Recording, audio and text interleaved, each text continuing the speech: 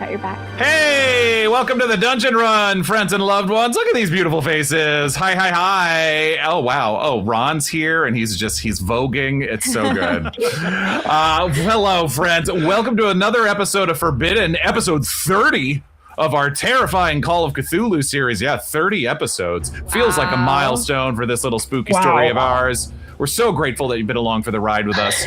And I'll just say, I think you've tuned in for a fun one tonight. In fact, I was telling Sean, I would like a camera on Ron for parts of the recap when he hears what these three ladies got up to last session.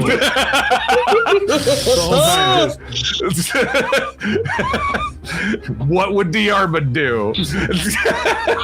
Oh no. Oh no. I have to do what? Oh no. Oh no. No. Oh no. Oh no. I just woke up. All right. What you Why are you doing it? Oh no. There she is. Beautiful. But before we get started, I think we announced a couple weeks ago. By the way, if you missed out the last time this group was together, we played a hilarious game of Jackbox that you can view right now on the VOD of you can view the No, the VOD is available to our Patreon right now. It's fantastic. Become a patron right now, and you can get access. Oh my God, she got it! Yes! I was gonna wear mine. I'm just a man. I eat burrito normal. That episode was so good for my mental health. I was like, I need a reminder. Yeah, it was. I'm just a man. Bombastic good chemicals in my brain. I eat burrito normal. I eat burrito normal. And a Honda cum laude. I showed Omar that shirt, and he was so confused. He was like, "What's a cum laude?" And I was like, I don't know. No. Don't ask me. It's one of those things that sounds like it could be a car, but also never. Exactly. Is absolutely not. Become a patron today, and you can watch the VOD, and maybe you'll understand what we're talking about, or maybe you won't. By the way, I think we announced this a couple weeks ago, but we're going to be at San Diego Comic-Con again this year for the third year in a row. Come check us out if you're in San Diego on Saturday, July 25th at 4 p.m. There's more deets coming soon. They're very selective about what they let us tell you and when. So we've experienced this every year, but it's like, when can we tell people? Now, which is great. So, but more info on that coming soon. But we are going back to San Diego Comic-Con this year. Ron, we got some exciting sponsors. Could you talk to us about some sponsors? We got sponsors. Hello, friends.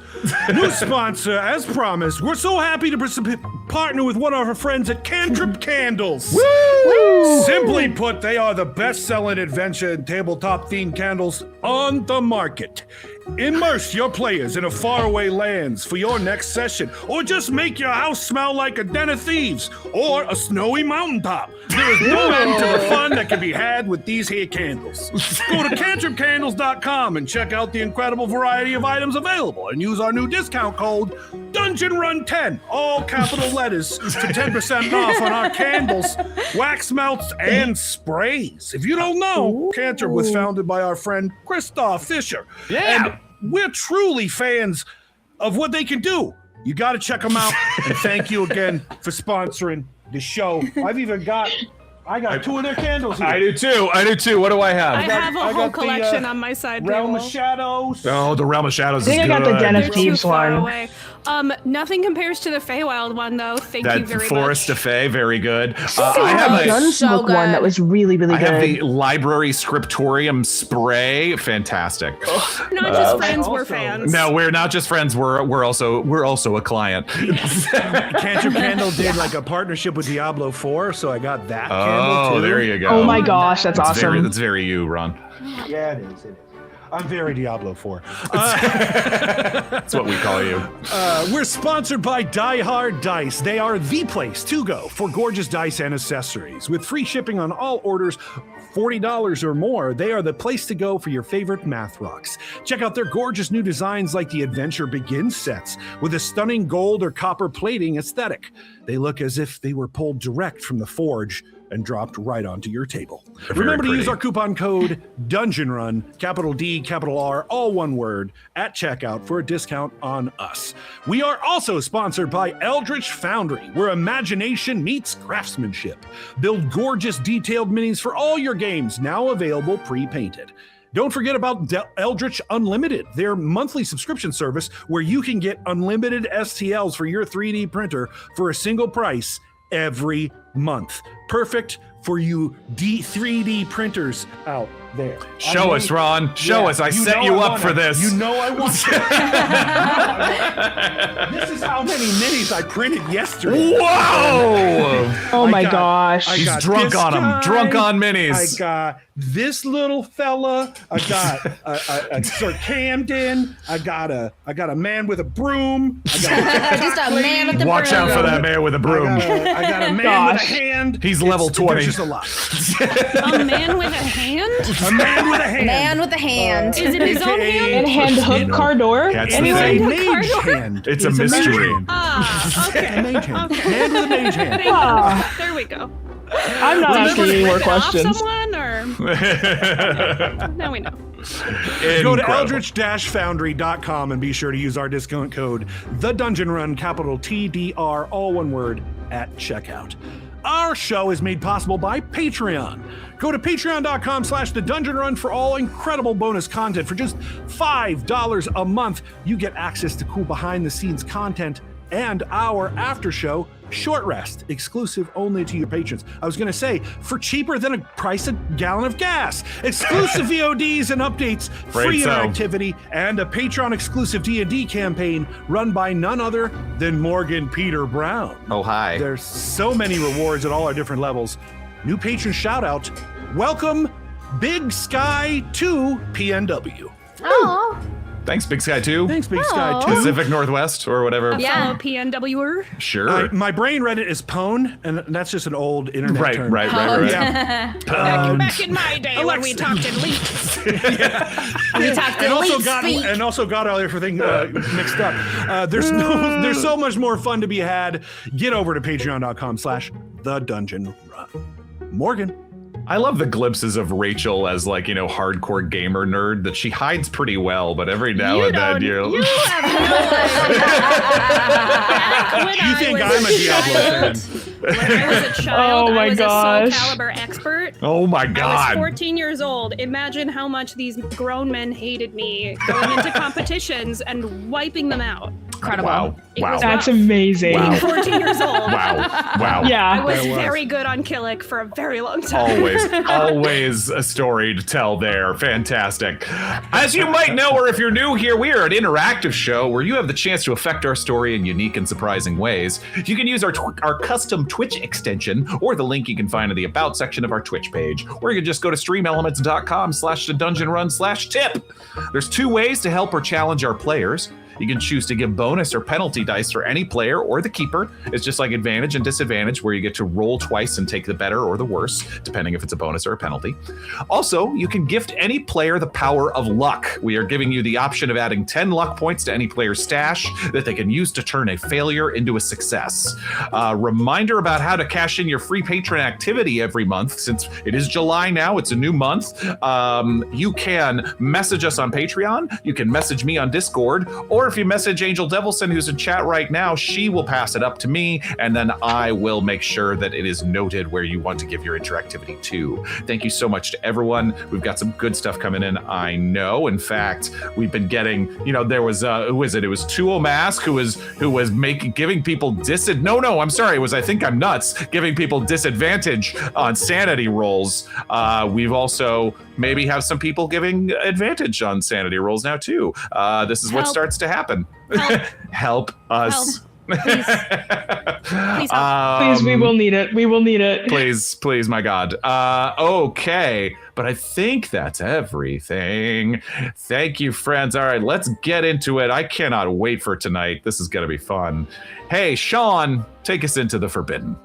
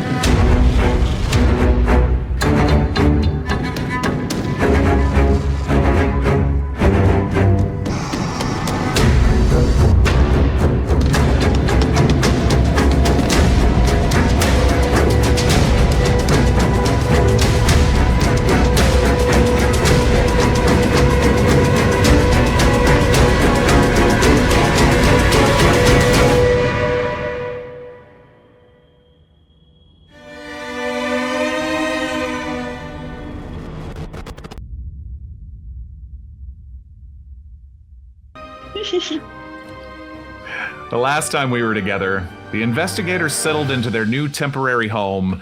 Eden was taken on a trip through some repressed memories. And Charlotte maybe sort of kind of did a full body swap with the 500-year-old wizard. No big deal. We'll get back to that, actually. The day began simply enough. Eden arrived at the new safe house in the village of Cookham in Berkshire. Thank you, Breba, for informing me that the Brits pronounce Berkshire. Apologies to any I might have offended with my previous mispronunciations. Brits and pronunciations. What are you going to do?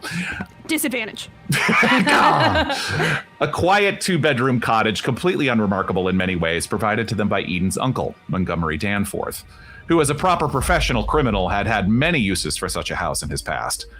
Inside, Eden found a remarkably comfortable atmosphere, complete with food, whiskey, and tea, with obvious effort made by her uncle to set her at ease, especially given their very recent reconciliation.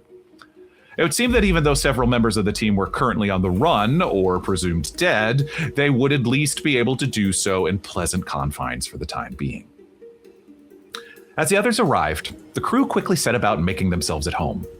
Diarmuid, still recovering from his grave injuries at the hands, or claws, of a murderous chid inside the home of Lady Flora Milligan, was put straight to bed.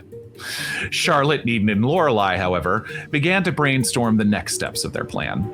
They had some time to kill, after all. It'd be roughly a week before Uncle Monty could prepare them fake identification papers and train tickets north to Scotland in order to uncover the mystery of Halosay Island, that strange rock in the middle of the North Sea where a lighthouse seemed to be at the center of a number of odd supernatural connections among the team. But the 3 women put their heads together as to how the 4 of them could not only survive, but expose and potentially eliminate the vile workings of Lady Milligan and Aperture Industries, the enigmatic and very suspicious secret organization of which she seemed to be a part. For starters, Lorelei would need to continue reading from the 2 strange and dangerous tomes they had acquired from Memphis the Great, hoping to uncover more arcane knowledge that might aid them from any further physical or psychic attacks. This did not come without its own dangers, however, as Lorelei and the others well knew that further reading of cursed knowledge like this almost certainly would take its toll on Lorelei's sanity. But speaking of hidden knowledge, it also occurred to them that they might have a secret weapon against Lady Milligan and her schemes already in their midst, meaning, of course, Eden herself. Eden had spent years as her confidant, her valet, her game warden, amongst other things. Could there be some piece of important repressed information that not even Eden knew that she knew? We've all heard crazier ideas recently. Lorelei remembered some past attempts at hypnotism from her days as a mystic for hire, working parties for socialites and such. But when she failed to remember how to properly perform the act, Charlotte stepped in with an exercise she remembered from medical school, one designed to uncover repressed memories. She led Eden through a visualization of a long staircase leading down, and sure enough, it opened up into a memory. Eden recalled one time from years ago, visiting London with Lady Milligan, where she accompanied her inside a massive iron and glass building she couldn't remember the name of, and followed her through long halls lit with expensive candelabras and filled with various well-to-do merchants and offices, finally arriving at a doctor's office.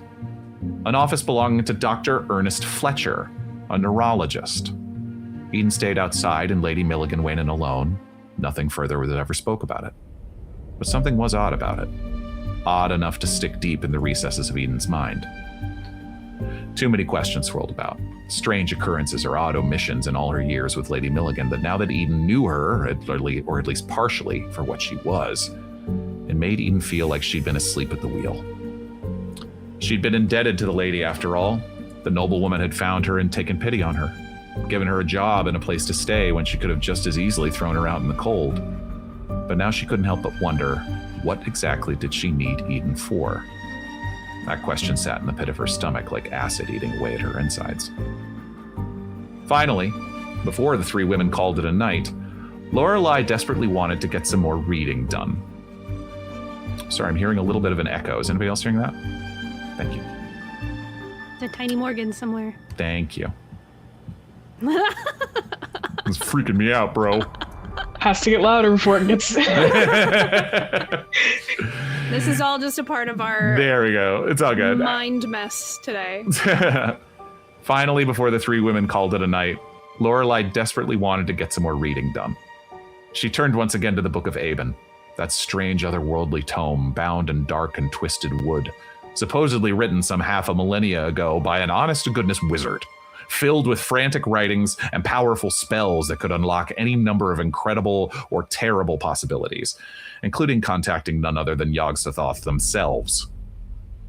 Lorelei had been poring it over for hours and hours now, but this night she had the idea to skip to the end of the book.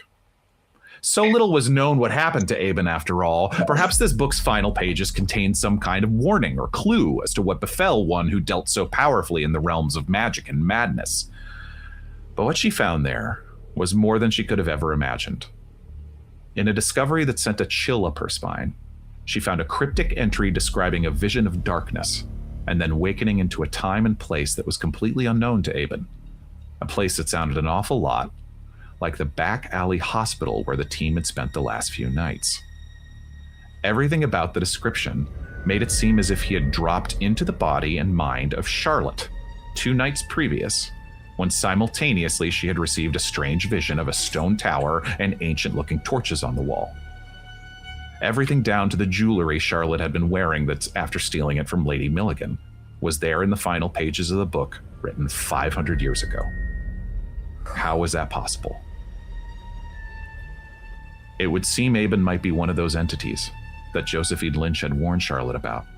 Someone powerful enough with magic to find and step through the open door of her mind, made vulnerable by that mind transference spell that Josephine had started. But who really was Aben? And what did they want with Charlotte? Could they be convinced to leave her alone? Rather than sit back and wait for another visit, the ladies decided to get proactive and see if contact could be made. Watched over closely by Eden and with the help from a romantic bedtime story from Lorelei, Charlotte went to sleep. And without even really knowing how, she attempted to reach deep within herself and return to that strange dark place where she'd felt that otherworldly presence just 2 nights before. One moment.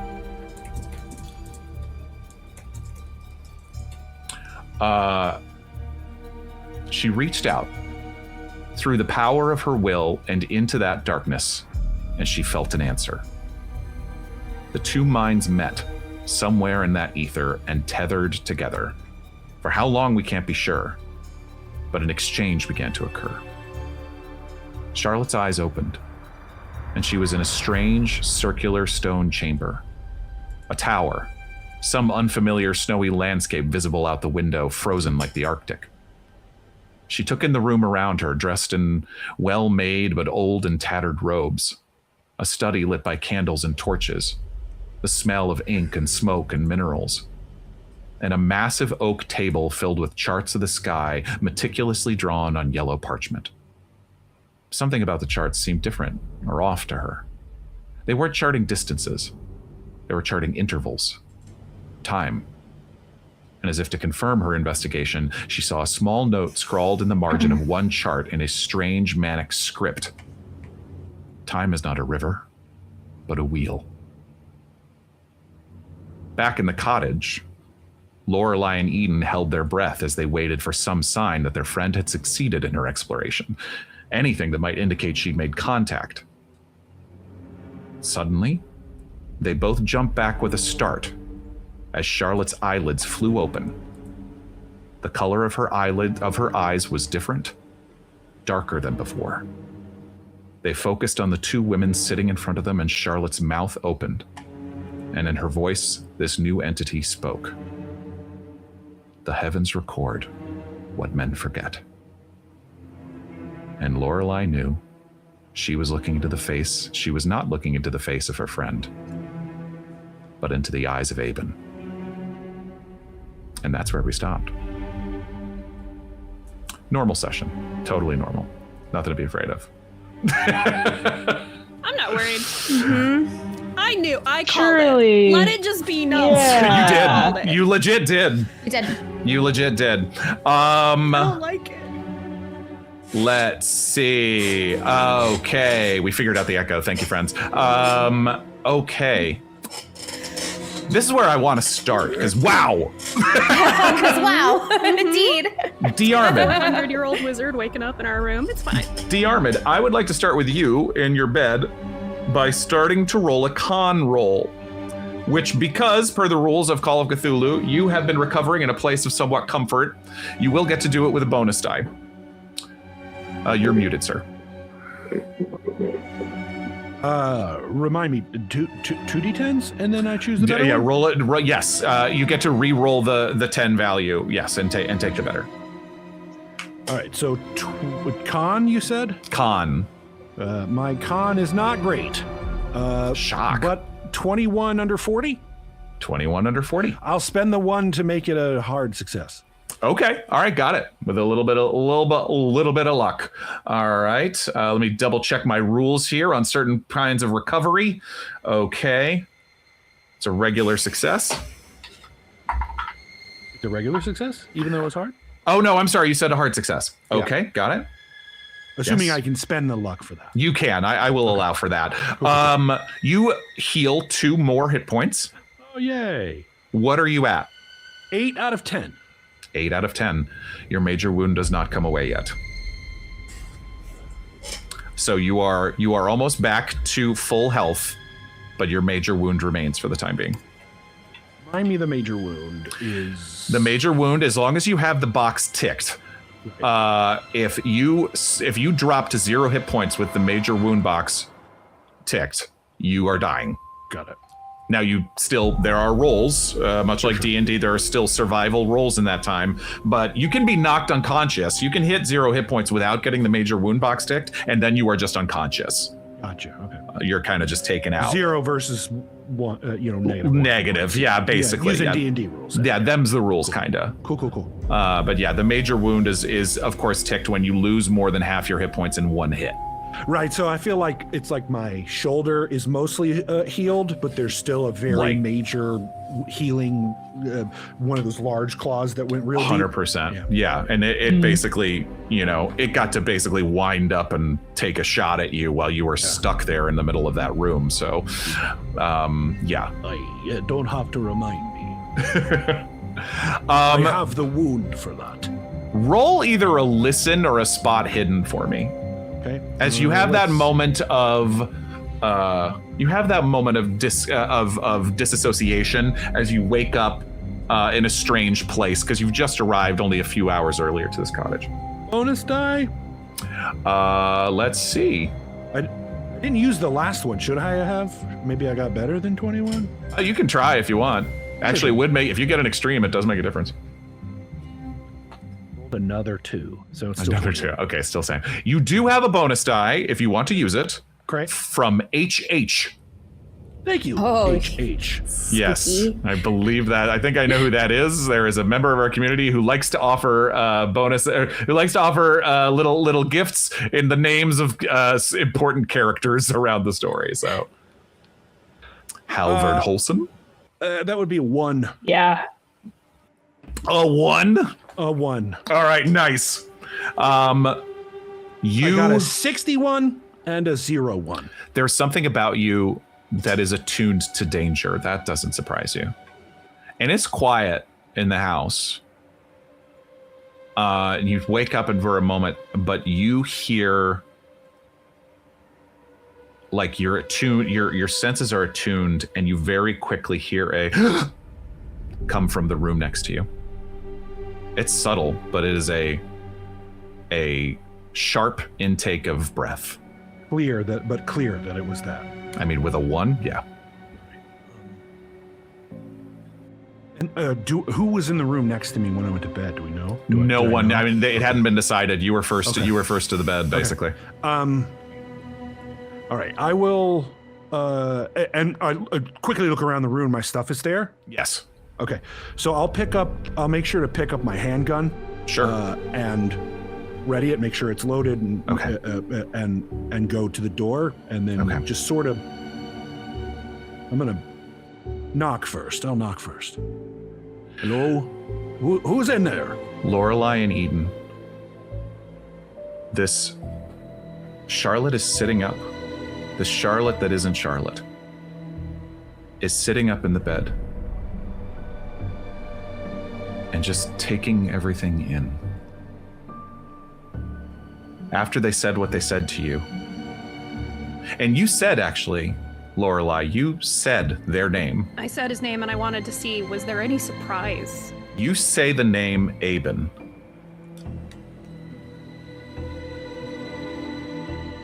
Know me. Vaguely.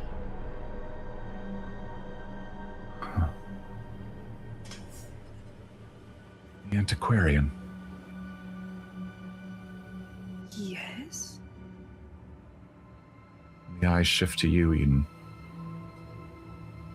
The outdoors woman. Huh. The doctor. Yes.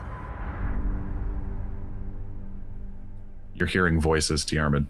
Soft voices. They don't answer you. Yeah, I'm gonna. If there's voices in there and there's no answer. Yeah, absolutely. Yeah, I'm gonna throw that up and throw that open.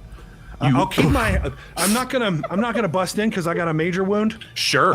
And I'm a little gun shy about stuff right now. Sure. So I'll open the door quickly and look, just keeping my body behind the door frame. Sure. Looking and keeping my gun hand so that I can swing it wide if I need to into the doorway to open fire. You open this door and you find Eden and Lorelei, I think, crouched around Charlotte, sitting up in bed. And these eyes of Charlotte turn up and look at you. Hello, darling. And even in the dark light of night and candles, it takes a second, but you see it is not Charlotte's eyes. Oh, I just look to Diarmuid. The detective. Aben. The wizard. I am Aben the Unfathomable. The Unfathomable. Quite a title. fathomable, clearly. Aben, why are you here?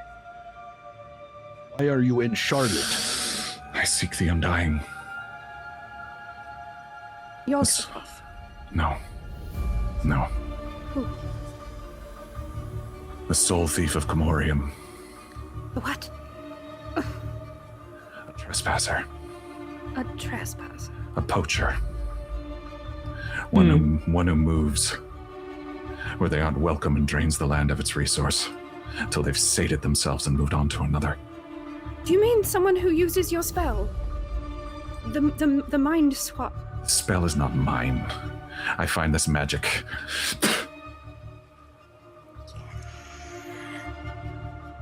Okay, not yours.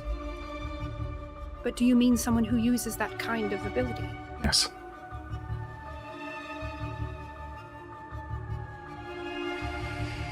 You've seen them. I smell their essence on you. On me or on someone else? All of you. Do you mean the Lady Milligan? Is there something in her?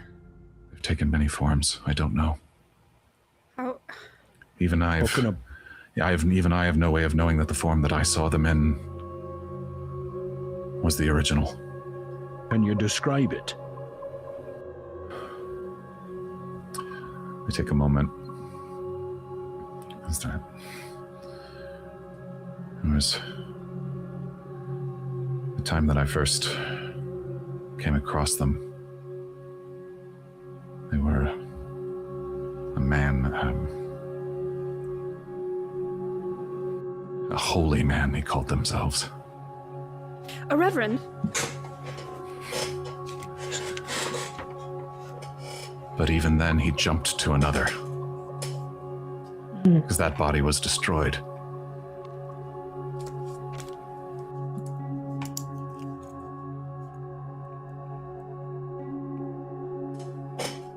It must be stopped. Are you not doing the same thing right now? I am. Then But only for the sake of of putting an end to them. You're also, if I understand anything about what you're doing, you're putting an end to that woman you're in right now. That is not my intention. Is what you're doing. I'm going to jump us back for just a moment. Because roughly some 500 years ago, Charlotte is still in a stone tower in the middle of a frozen landscape. Oh my god. You're back in this you're in this stone study or laboratory, whatever it is, currently hunched over countless parchments spread out on this large oak table. Your eyes go to something else. A word catches your eye written on the map across a grouping of stars like a constellation. But a word jumps out specifically. Antiquarian. More notes and labeled constellations. Each of these words: doctor, detective, outdoorswoman, librarian, professor, mechanic. Some of them misspelled, like you'd been trying to sound them out. Antiquaryan. Oh. Roll a spot hidden for me. But he's labeled them as if they are constellations across this. Roll me 2 rolls. Roll me a spot hidden first, and then I want a knowledge roll, please. Okay. Huh. Oh. Second. Morgan, real quick, could you tell me how to spell what he had said? I just wrote down body swapper. Yes. but- Yes. The I think I undying, the soul thief of Commorium. Commorium. Morium. Commorium. Okay. I was so close. Somebody will you type it in chat, please? Yeah. Yeah, I got you. We're getting some lore tonight, friends. Sorry, my computer is being very picky. Okay. For the spot hidden, I rolled a regular success. Great. Oh my god. Actually, I'm gonna use luck. Okay. So I rolled a 44 under 75. Whoa. So I'm gonna use some luck to get down to the 37, which is my hard success. That's your intelligence, yeah? Or did you have a spot hidden of 75? Yeah. Oh, okay. I mean, that makes sense for a doctor, actually. I was like, that was higher than I remember. Yeah. Okay, so, great. So you can like find things inside people's bodies and stuff. That makes sense. I dumped a lot of mine in spot hidden too. Yeah, I'm at 66, yeah. So, okay, let's see. 44 minus. I think I'm also at 75 for some reason to that. So I used 7 We luck. have such good eyes. We 7 do. luck. Yeah. Good job. And then for my knowledge roll, I roll a. Oh boy. That's a 95. Oh, okay. Yeah. Okay. But my knowledge is 80, so I'm like, Okay. You do have a bonus die if you want to use it. yes, I would. It is from Dungeon Speedrun. Thank you, Dungeon Speedrun. You literally might be saving my life out here in these streets. Oh my god, bro. I rolled a 25. Nice. Yeah. Okay. 25 under 75. Love that. Yeah. Under 80. Oh, under 80. Okay, perfect. Yeah. Yes. So you are poring over these charts with all of these constellations, and you realize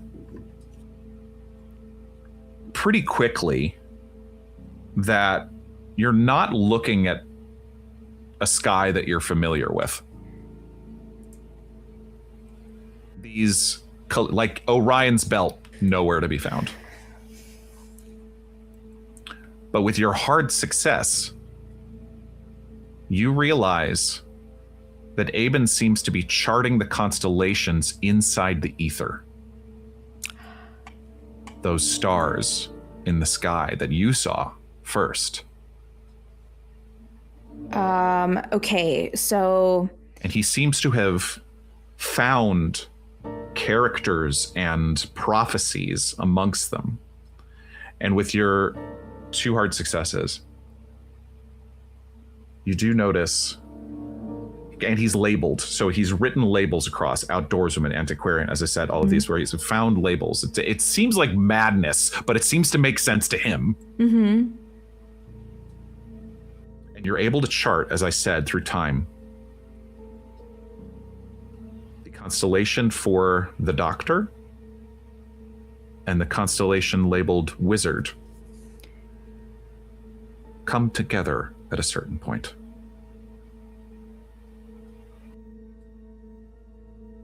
Oh my gosh. Okay. It's as if it's been foretold. Yeah, like the stars have aligned in a way that we are fated to have this moment. Yeah. Through time. Because what is time to a star, right? Oh my God. Okay. Both Charlotte and I are beside ourselves. This is it's smart what he is doing. So I'm going to take out my notebook and I'm going to see what I can transcribe. Sure. You start writing down, trying to like quickly. Here's the thing. And you're not in your own body. I just realized that. Like even though I'm not in my own body, how much will I'm going to write it down anyway. Yeah, no, that helps me remember things. Yes. He's a lefty. That's, yeah.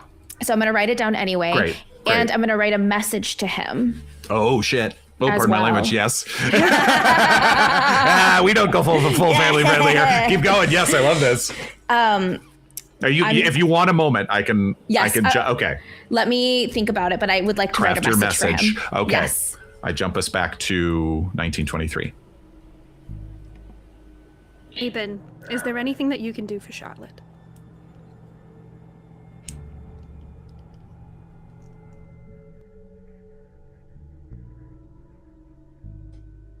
What you are seeing is there are arcane powers that I have that I assume your friend does not possess.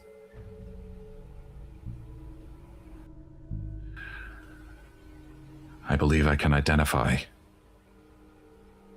the Undying if I am in their presence. If the door is left open,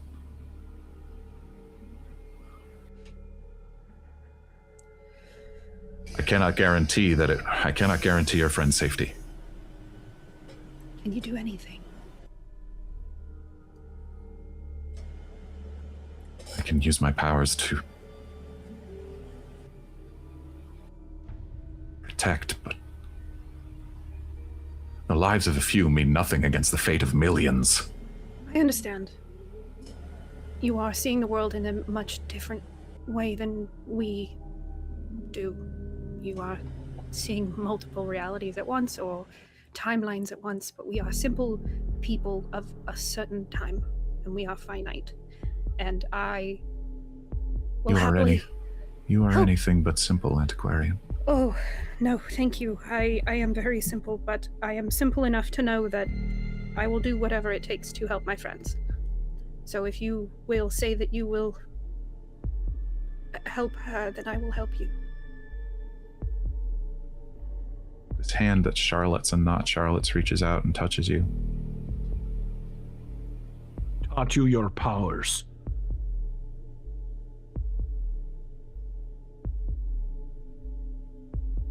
The knowledge that I have has been passed down generation to generation from the libraries of Hyperborea.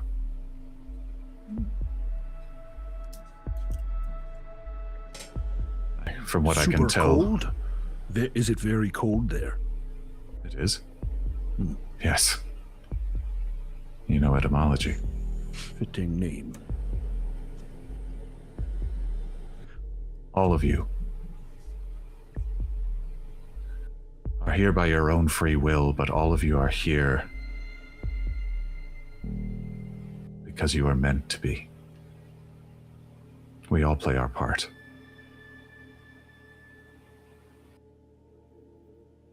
The Undying cannot be allowed to continue. The paths that they are on lead to chaos and destruction. And they are growing. Their power, their influence. Do you know of this Yog-Sothoth? Yes. Is it the only god you know of? No. There are also know of others. I wouldn't Shothragod. call it a god. We also know of Shothragod. What do you call it? Yes, But- Shothragod. Are there more than the two? Yes. The Do Cosmo. you get your powers from one? No.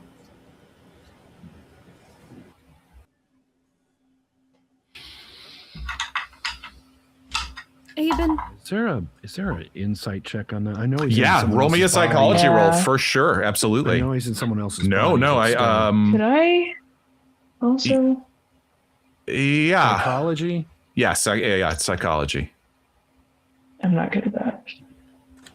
Tell you that. Hold As on. as a I'm gonna do it party, again. as a party again, Charlotte is the one who's best at psychology, Yep. and she's currently possessed. yeah. Yeah, no, that's. I will 56 over 10. I will spend the 14 luck Okay. to get 10 under 10, or 10 equal to 10. That is lucky, by the way, because 2O Mask just sent 10 luck points to a random player, and I rolled, and it's Ron. Oh, Yay! good. So I only used fortune. 14 Yippee. points. There you Or go. 4 points, excuse me. Okay.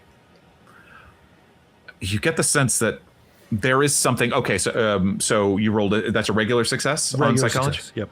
They are speaking with a growing urgency because you get the sense that the tether that seems to be connecting them to each other, at least for now, is slipping. But the weight and intensity with which they are sharing this, they seem to be looking at you with a kind of odd reverence. Like someone meeting someone they've only read about. Like Odysseus or any of the heroes. kind of the way old. I think we're feeling about Aben. Yeah. Yeah, Feeling it's, mutual. Yeah. the feeling is mutual. Yeah. Yeah. It's bizarre. Sorry, I'm just woken up and just realizing what's going on here. How did you know where? I thought you were from our past, so how are we talking to you right now? Time is a wheel. Oddly makes sense. Aben, what do we do? Can you communicate to us from the past then? Could you write something and we can read it now? In the book. The doctor has the connection. The doctor can seek my assistance. How do we find this person? How do we help? What do we do? Oh, and I'll pull out the orb. Do you know what this is? You pull out the orb and it is glowing. It's glowing that general glow, Yeah. not that Yeah. sickly yellow of Yogg-Sothoth, but it's glowing that. There isn't time. They are the one who deals in the bodies of others. They are one who gains power and influence and the knowledge of centuries.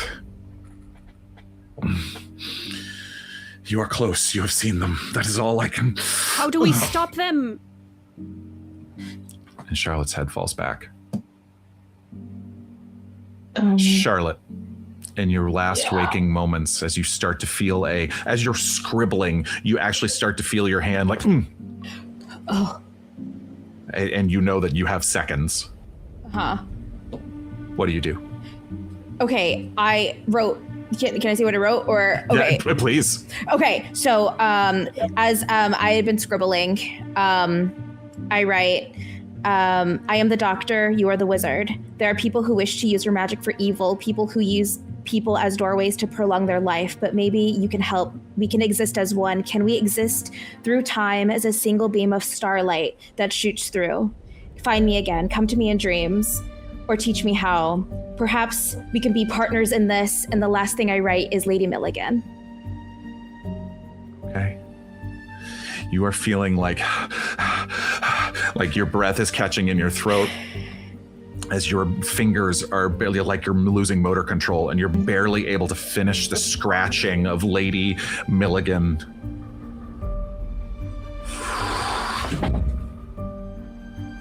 You collapse over the table, over the charts.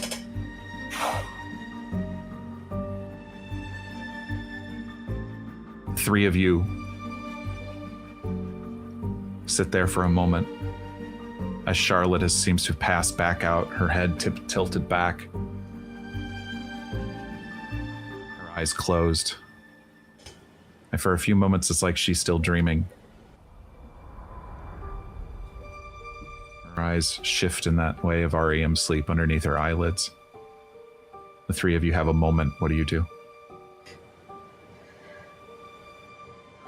Poor Diarmuid. Poor Diarmuid, man. Diarmuid just sort of he just rubs his head a bit and he says, I think I need a bit of tea. We didn't get anything we needed from him. Yeah.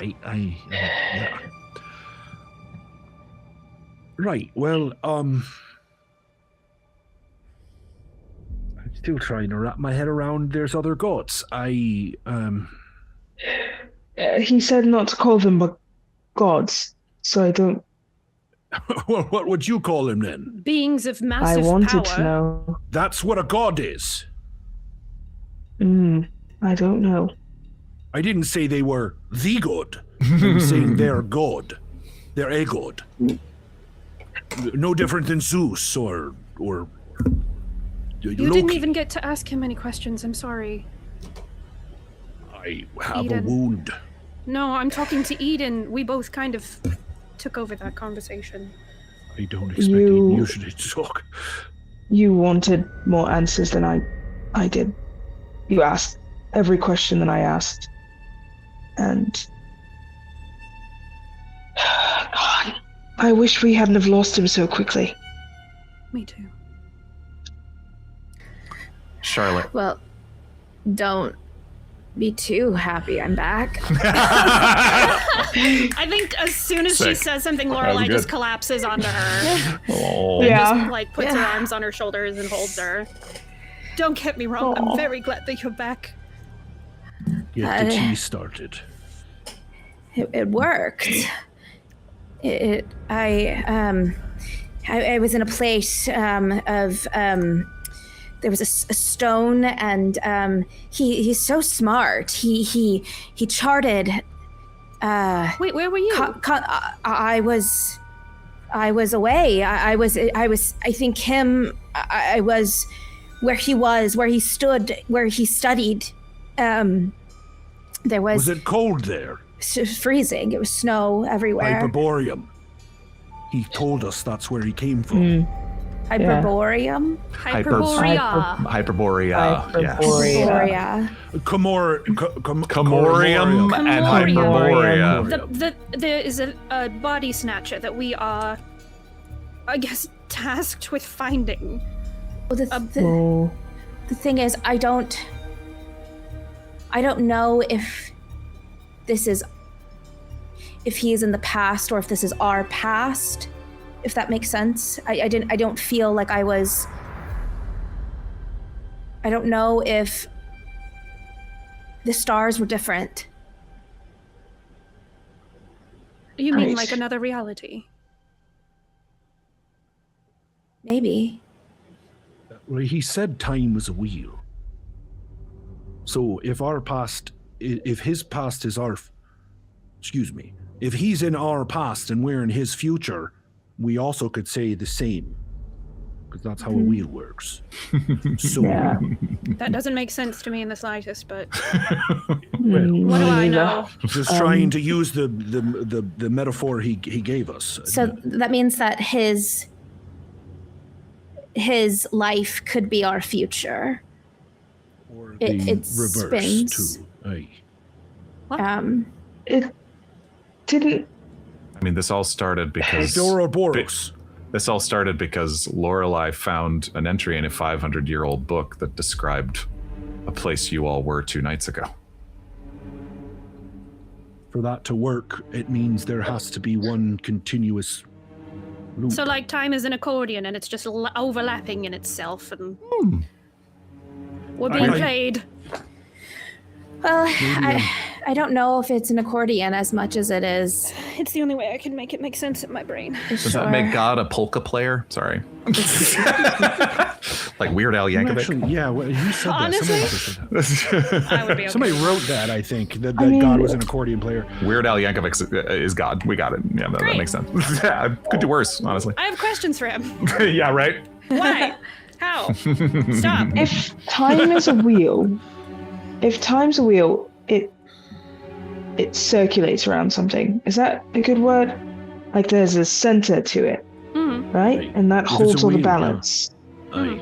So who is the center? If Why we does it have are to the be beginning who? and also the end. But also, is maybe his metaphor imperfect because he's so far in the past and doesn't know anything that we know, or is our metaphor imperfect because he's so far in the future and knows things that we don't know? Well, Charlotte, This is too much. That's why. For a Wednesday night, this is a little too much for my my You brain decided to handle. make this happen while I was sleeping. I don't I think mean, that was such We a great didn't make idea, this if I'm happen. honest. We didn't make this happen. I mean, a lot of things have You were happened while reading you the were book. sleeping. I What do you was mean reading you the were- book. I didn't call him forth from the beyond. Oh, I did. my Yeah. apologies. Wait, I what? did. The doctor did. And I think Okay. that it's good that I did. Oh, time will tell. The wheel will tell. But yes. I mean, nothing has necessarily changed. The only thing that's changed is our perception of the situation, which we now have more context for. And if time is a wheel and he was mapping stars, then it stands to reason that all of the stars that we see, like, you know, when you see a shining star, you're seeing the light from the past. for sure. And so we are the past for him. I don't know if 1920s Yeah, I don't think they had antiquators that. would even know blowing my that. mind. I think Do we? I don't Maybe. think Lorelei Maybe. I don't know. Let me see. light in the But past, I think, is Charlotte- like 70s, 60s, Is it? 70s. But I don't feel know. like Yeah. I'll scale I do it back. feel like Charlotte would have that explanation. I feel like Charlotte would Well, absolutely. I was there and I Yeah. saw Of the 1926 constellations. us knowing Yeah. like Yeah. 2026 us You do knowing know at this, least- and then Yeah. there That- are layers. That space is very old, at least. However, Yeah. It's certainly He conjecture. also might know more than we do. Again. True. I think being just a simple woman, just a simple human, this is going to go over my head. However, I think there are some actionable things that we can be discussing, and that is this thing, this soul snatcher that we are chasing. And I Well- had a thought, if we have all been around this person already, someone of power in many different ways, why would it not be Lady Milligan? Who else would it be? Whoever I was think that called, she's part of it, but I don't think that she's the puppet master of it all. But it's someone we have been around.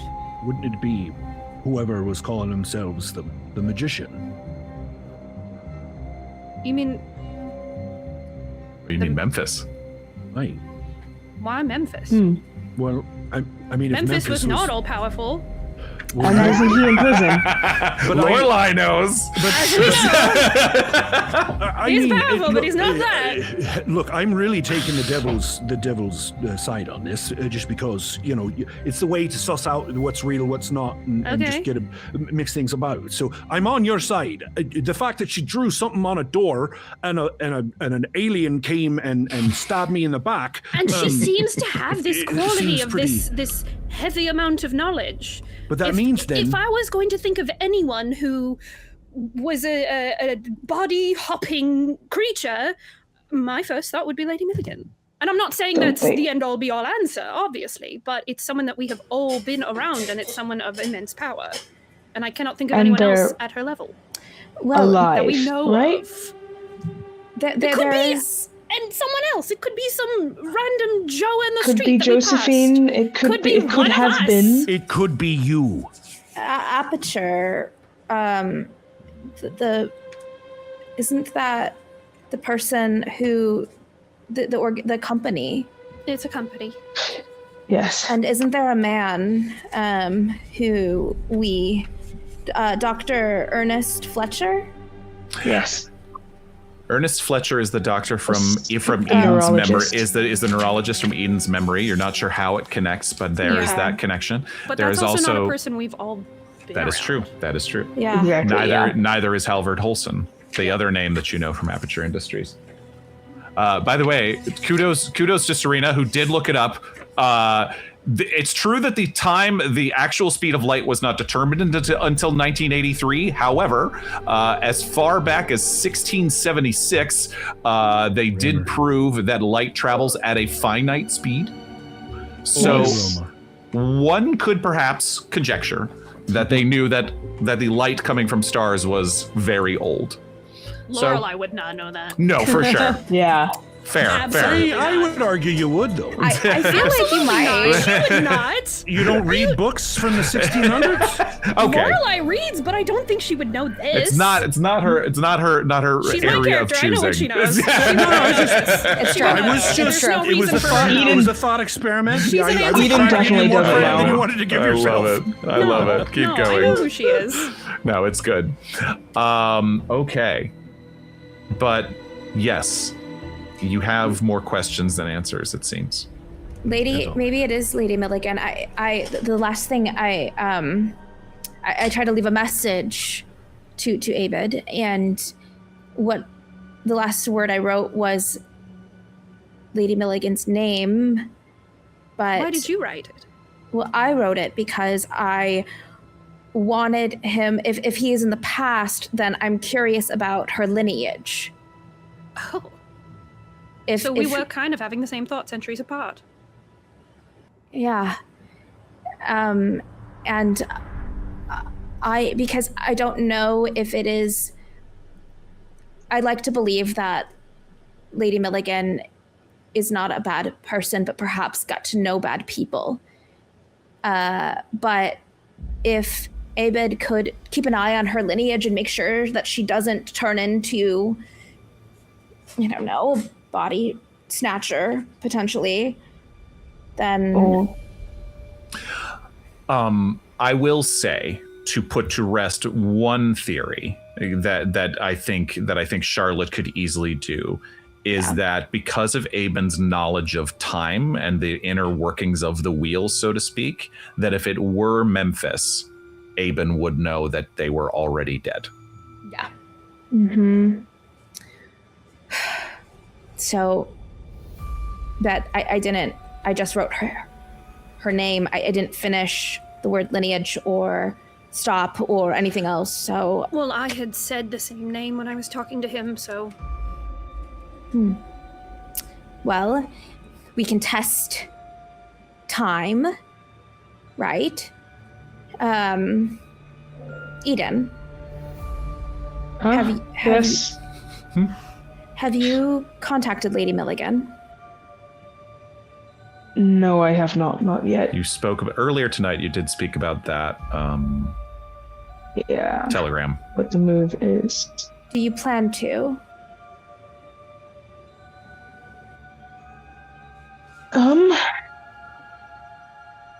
I still don't know. Because I think it would be good to upkeep appearances that I'm well, and that we were far from the scene of the crime, I suppose.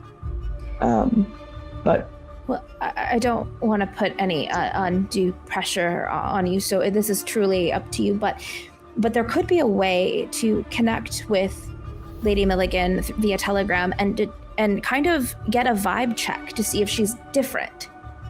Because if there was a message sent through time about her, I'm curious about if that has any ripple effect here. But that's just an experiment, and I understand if you don't want to use social your social graces with her. But I am curious. You want to know the royal family. So you want to know Lady Milligan's royal lineage. I want to know if there is any impact to my message. Because if it is presumably in the past, then there are things that Aben could do to prevent things to happen in the future. I'll be right back. I'm gonna go downstairs and get the book. Uh-huh. And flip to the last page and see if anything else has been added. We're messing with time. I did say right at the end before Morgan, he went out, you it was shouldn't have given it to us. Oh my God, what have we shouldn't done? have given us. What have we done? I'm also gonna have a pen ready, just in case. Love that. Can you write back? Lorelei. Can you write back? Lorelei. Oh man, Lorelei, give me a luck roll. Okay, I can Come do a on. luck roll. Well, if you want to look up there, excuse me, I'm still He tired said from all the resting. 57 under a 59. 57 under a 59. Yeah. You flip back to this page, and you look for, and you find that same strange section.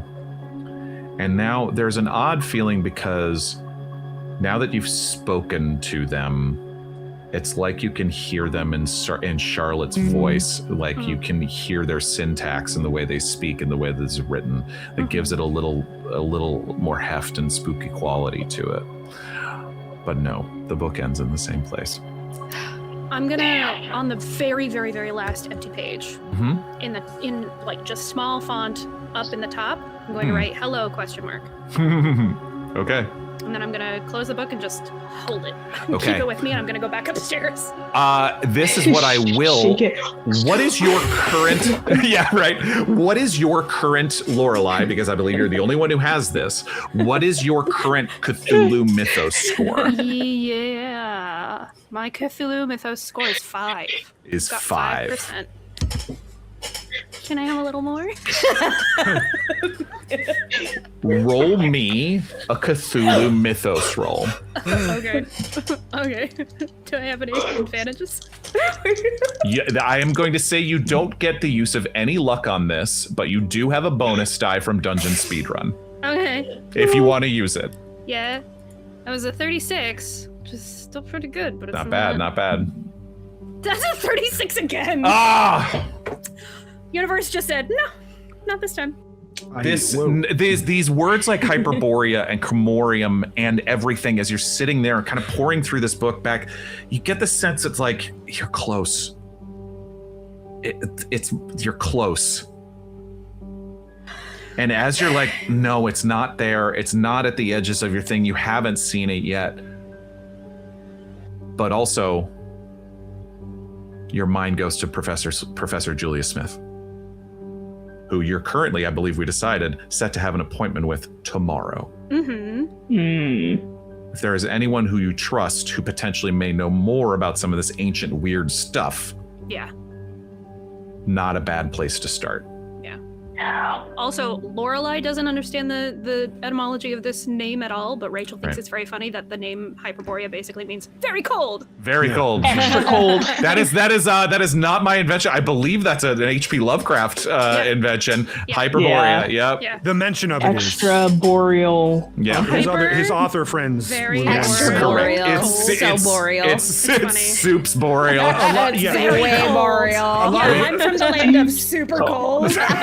A lot of the greater lore is actually not written by Lovecraft. It's written by Exactly. his friends. But Yes. Yeah, that's right. But Okay. yeah, Hyperborea goes way back. Where's my other book? Is He had friends. Yeah? Okay, Yeah, I'll but- grab the other book that I haven't even really opened yet. You grab the Because other one he that had- sticks to your fingers because it's He made by had- some sort of flesh. Gross. No, thank you. Oh, it's rubbery. I just have to mention it every time. Ew, Morgan, Every stop. Disgusting. No, keep Sorry. going. It's He has Morgan. disgusting. Holy man. You A little holy freak. man was one of the body snatchers' bodies at one point, and I Sticky little remember buck. this was written by a holy man. It was, but about 200 years later. Damn. Dang. But I don't know when that holy man was from that True. he was talking about. It could be this guy, so. I also have a book, right? Where I learned the spell from.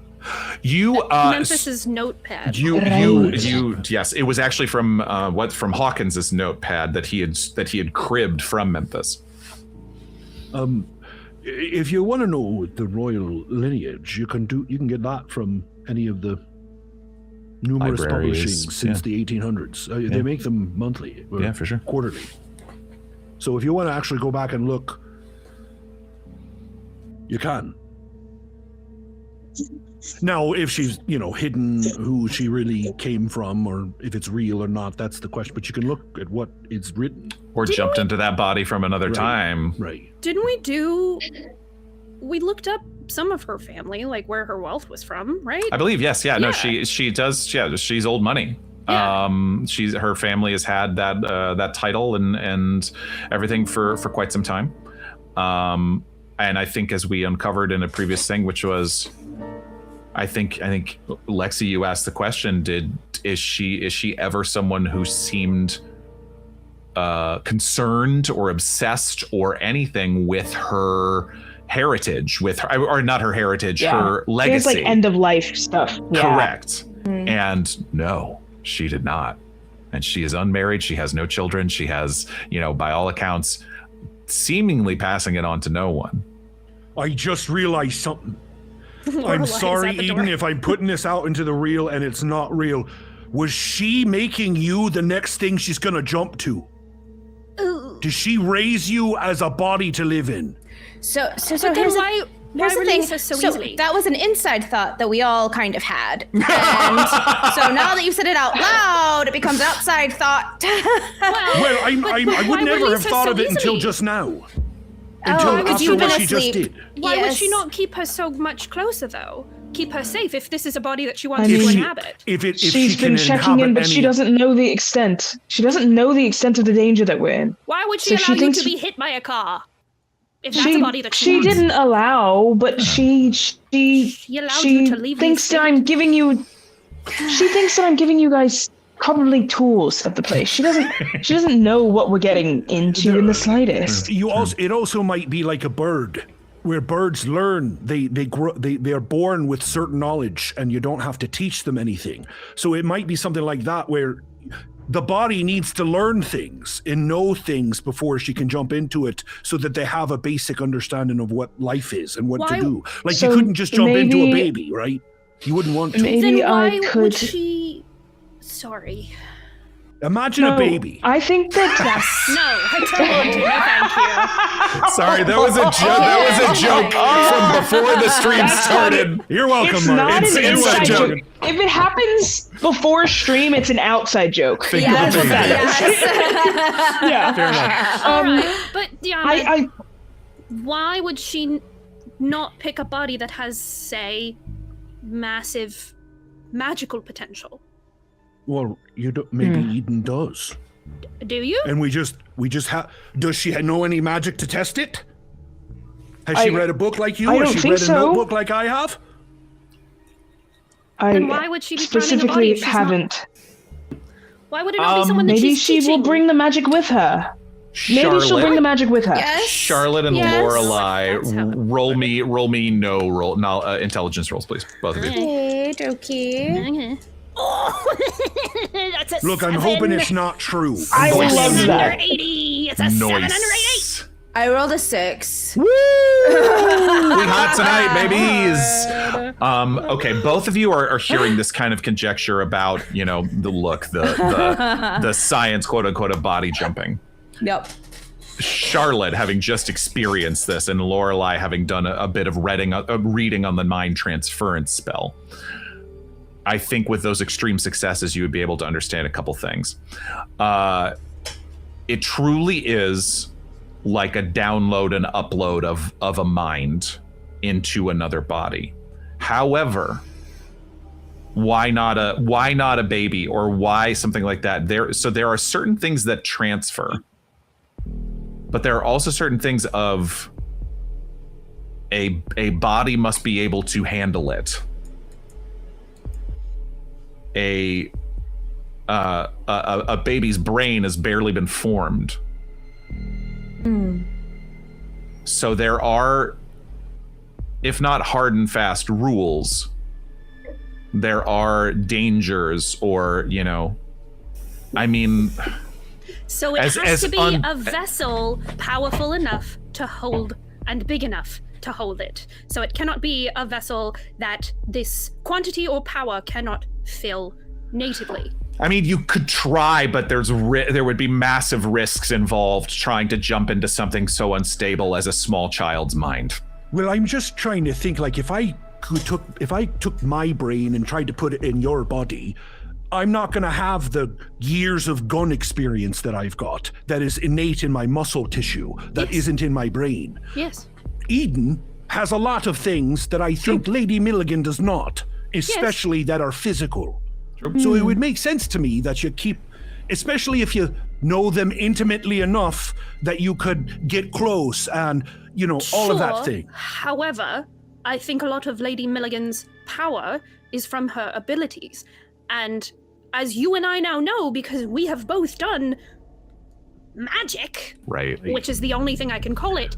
It is. Eden has too, but it is something that we are only able to do because we have studied it and we have worked it. Correct. It's not something we would just be able to do. If I popped into someone else's body who had never done any magic whatsoever, and I tried to use one of my spells, I don't think they would be able to do it. Even if I had the knowledge. You realize that you're both right in that there is some knowledge, some reason absolutely to what Diarmuid's saying. There is some levels of muscle memory involved, but also what Lorelei is saying in terms of, but the knowledge of the words to say and the motions to make. Yes, your new body might have a slight period of adjustment, but it's all in the brain. Josephine wanted my body. I don't. Get in line. Get in line. Everybody wants so much love. People want my body. No, but so presumably, I don't know magic. I think it's making sure the mind is amenable to being taken over first and foremost, and then from there, it's I think it's just a quest to stay youthful, stay young. I also would guess that she's not the only one that she's raised up and kept ready, right? If you're going to do that, you're going to be like an ant, where you're just going to have as many as you can find to be able to jump in so you can live forever. And I mean, not to just, I don't know, and I could be wrong, and maybe it's because I'm looking at dear Eden's face, and I don't know if Lady Milligan is the ringmaster to all of this. I think that she is one of maybe the many people involved. And it's entirely possible. I only suspect Lady Milligan because Aben had said this was a creature that sought power. And I think of all of the people that we have come across, that we know of, that we have seen exhibit power, she is perhaps the most powerful. Who have we all met, though? The Chids. Because, right, we've met, but no. But it's a person. Here's the right, he indicated to. Sorry, Charlotte. When you were back in old cold time. You were there, but you weren't. Right, you were here, but you weren't very here. cold. When you were back in very cold. Yes. In cold storage. He cold said land. that we've all met this undying thing. This and they priest. are moving from person to person. Right. Yeah. Well, it could be who brought us together? There's a lot of people that we all have connected tissue with, right? It could be, no, it can't be him because we saved him from this place. It can't be on. Oh, I thought you were thinking of Uncle Monty, but. Oh, no, I don't think it's Uncle Monty. But I don't think so either. Both of our scientist friends are dead. Look, I would have said it wasn't Lady Milligan about 2 days ago, so, I don't know that Uncle Monty's off my list. I've been looking forward to this conversation for weeks. Keep going. Hang on. Here's the thing that we do know. It's none of us. Yes. It is not one of us. Because Aben specifically said he would be able to detect tell. it. Yes. Well, so we know the four of us. Oh, thank God I can safe, trust you. at least. Great. At least. That is something. And you know what? Gun uncocks. Put it away. Same mindset. Same you and me, Lexi, in the same, okay, I can put this away now. Where did the session go wrong? Sorry, keep going. How lucky we are that Aben, can I just say, we are so lucky Aben did not possess you and turn out to be evil, horrid creature. Oh, yes, it was a We're very gamble lucky. for Right. sure. Can Also, I I just don't- point it out? I don't know that we want to necessarily live in that safety yet, because we don't know who No. Aben is, and he very easily could be fooling us to do whatever he Well, wants, we- right? So, Yes. I would like to find at least 1 ounce but of at least he safety didn't here. try to eat us. You know. Yes. So on the account that it is in the universe where it's Lady Milligan, what do we do? And in the universe that it's anyone else, it could be Uncle Monty, it could be any of the people that we It could have be met and It could be anyone, because they would probably be smart enough not to show their full hand and show It their could full be power. the cop. It could be the cop. Well, It could regardless be of... someone who was sitting at the cafe when we were in that shootout. Cass, all cops are sorcerers. yeah. Well, here's what I'm- Sorry, Morgan, I I'm can't wait having for so your- much fun. Oh, I'm sure. I'm sure you're Morgan's having gonna such a have great time. You're gonna have a Puss in Boots moment where we like go back in time and we see like him like in the background in each of these scenes. Like it's always this Morgan. one NPC. Morgan, So, I if it's guess- Mildred, I'm gonna find you. So Just if saying. Isn't that the thing about body swapping? It's I'm gonna weird. Find you, man. we Yes, could Charlotte. do just a little bit Oh. of Oh no, go ahead, Charlotte. I was trying to go ahead. Oh, no, I was raising my hand. But Yes. you were starting a sentence, so you start and then I will... No, it's- Them's the rules. Oh, You are the one who was just in the very cold place, please. Are you feeling okay? Do you need tea or anything, by the way? no, I meant to start that. I'm okay. Tea just keeps getting brought up, so It is pretty late at this point. Yes, caffeine wrecks I'm not sleeping. sleep. Well, we just Absolutely switched to not. a No. herbal tea. That's Got fine. reading to do. yes. So, Chamomile. Put you to actually, a sleep, you'll be chamomile fine. sounds lovely. Let's go to the Okay, kitchen. I'll go do that. Right, I'll let's do go. that. No, Yes, let's all go. let's Let's just let's all all go. Go sit to the dining room table and Get and out of have a this cup very tea. cramped bedroom and the second floor Yes. and Please make your allow way down. me to make the tea. I did mention it and just got so distracted by all the amazing things you No, all let had to me- see you- that I completely forgot. You have just woken up, my friend, and I think that she You like are in hits your pain. shoulder a little bit too Hey! hard, Sit. and Right. I think you should sit. And I think You- she like you grabs can your make the shoulder, tea. pushes you down into a chair. Yeah, Yeah. you can make the tea. That's fine. That's fine. Well- Oh, you are so strong. Oh, Thank you. Good to hear you say that. Charlotte, Oops. Oh, all I was going to say is I know we are waiting for our passports. The island is calling us like a siren song. And I think that regardless of who we might believe it is, I think that we will find more concrete answers there. I agree. it also means we can't necessarily kill Lady Milligan outright because that just gives her opportunity to jump. If she knows how to jump. If she knows if how. Well, and here's the thing. If she is the soul catcher, then or soul thief, then yes. But Do we know Is if there- Lorelei, you would know from your reading of the spell that you, unless you died in strange circumstances like Memphis did, you would need to be alive to jump. Okay. It's But- not like the Denzel Washington movie Fallen where you can Yeah. die and jump after the fact.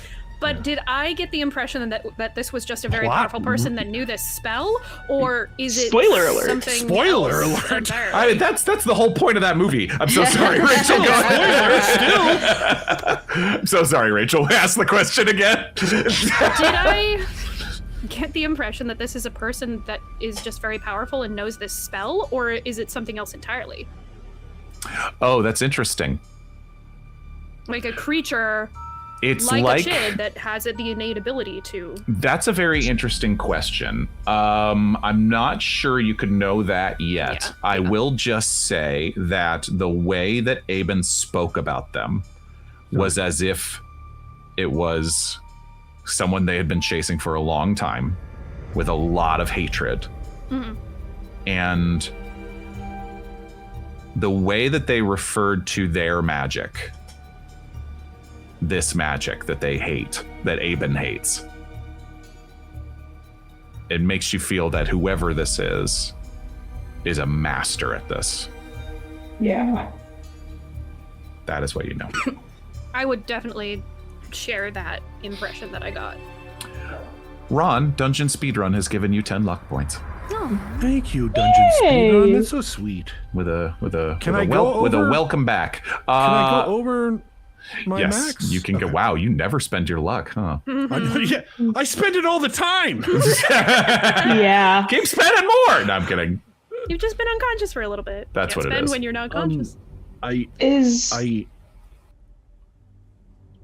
No, please. Please. I just didn't want you to touch my shoulder again, so I was going to let you. I will stay Do away. what you I want. will stay away. Just don't hurt me. With Can I love. Now I've forgotten. Piping. Now I'm thinking about my wound and not about what I was asking. Okay, so if they can, so we just gotta kill her when she's not looking. How do you do that to someone who is so Poison. incredibly powerful? This is a person Sniper that has rifle. been. Do you don't think that they would Bomb. have some way to know? Wait, They are so we're powerful. killing her? I don't know why Well, we I have to think we kill don't her. know for sure yet. I think we should hold I think off on that doing We are random 4 killings steps ahead. until we know for sure. Hold on, I just want to make sure we're clear here. Yes. We're not killing the ultra-dimensional being that's trying to take over We all of are. us. We and the don't rest know of the if it's world. Do her. you know We don't for know. sure? Do you know for sure who it is? She tried to kill me. I'm killing her. It's And happening. I- Whether you help me or not, I'm putting a bullet in her skull. Hey, perhaps, Diarmuid. When you say these things, you could think about the company you're saying them in. Just Well, it's just you 4. yes.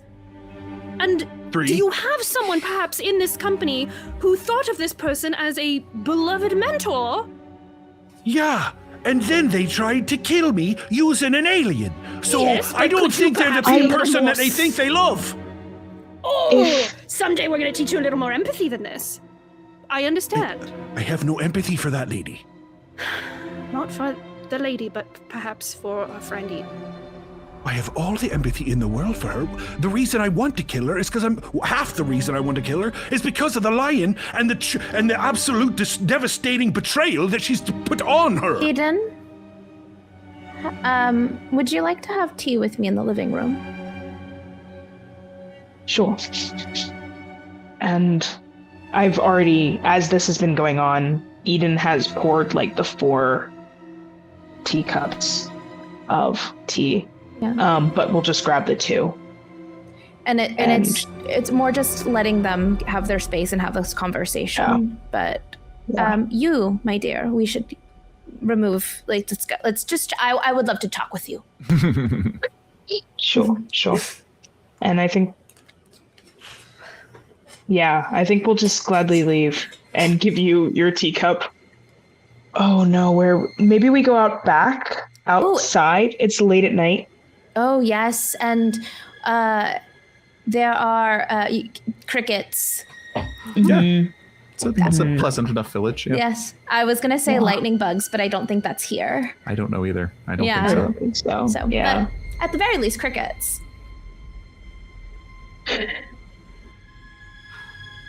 Diarmuid, please.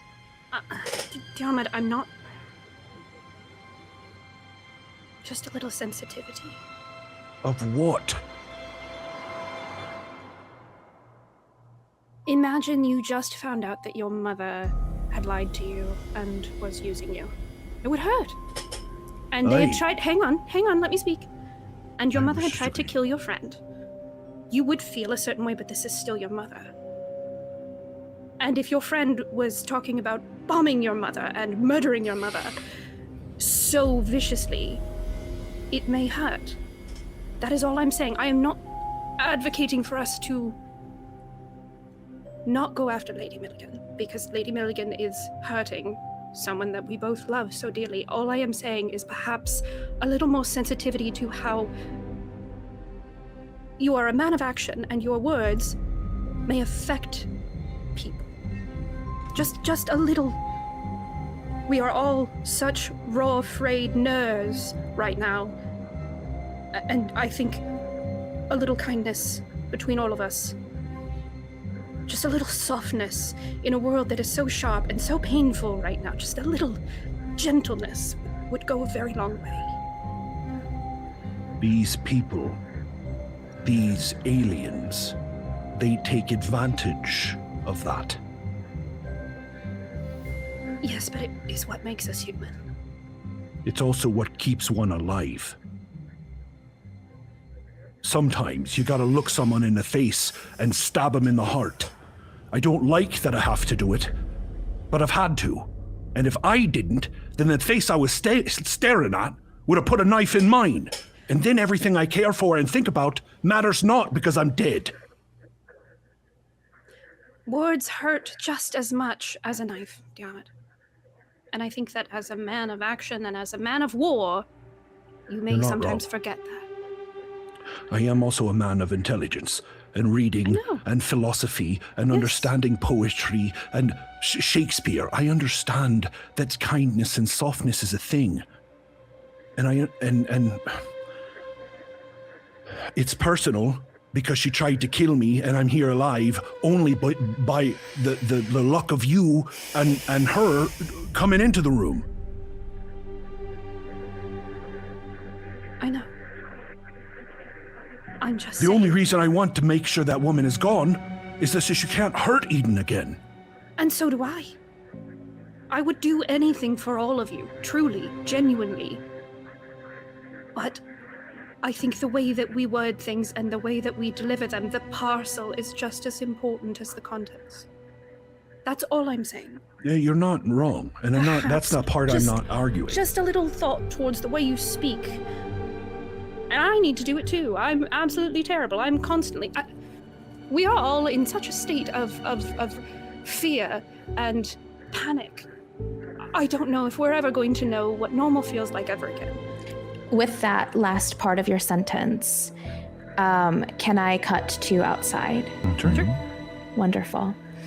Because it's such a beautiful bridge. So I'm standing there on the porch with Eden. We have our teacups in hand, and we are listening to the crickets and smelling the... Morgan, what would you say? What time is it? I mean, I want to say it's probably 1:32 a.m. at this point. So at 1:32-ish a.m. in the morning when it's night, or at night, there's like this smell in the air that is like more crisp and cool. And I think that's where we're at. And Charlotte looks at Eden and says, "It's not easy having them talk about you like you're not here, is it?"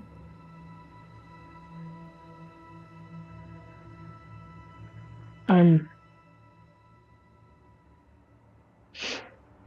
exhausted of it. Am I supposed to want to kill her? Am I supposed to want her dead? Am I supposed to...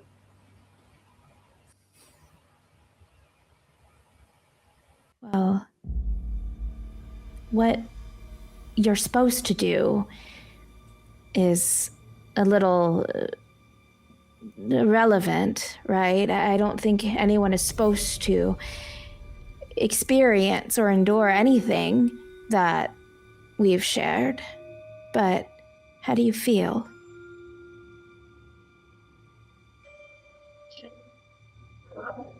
Well, I feel used. And I don't know what to do with the feelings of gratitude. I feel like I'm drowning in gratitude for that woman, even still. I wouldn't be here with you three if it weren't for her. And it is impossible to trace the vein of treachery back to the place where it began. And that's what I'm trying to do all at once. That's what I think Diarmuid wants me to do. That's what I think everyone wants me to do, is find the moment at which I was too stupid to see her coming and catch her. The thing is, if anything that we've experienced has taught me anything, it's that there's not really any black and white. I wish there were. It'd be much easier, I think. But, that's why I reached out to Aben. For all intents and purposes, I could have been giving out my body to somebody who could have killed you all. Sorry. But he didn't. That was faith. And so I want you to be my compass with this, Eden. Sorry, it's so loud out here. Dogs in the village. Dogs in the village. Yes. But I don't want to kill a person, but I also don't want us to be killed, and I don't want Diarmuid to experience the horrors that. But I don't know what's real.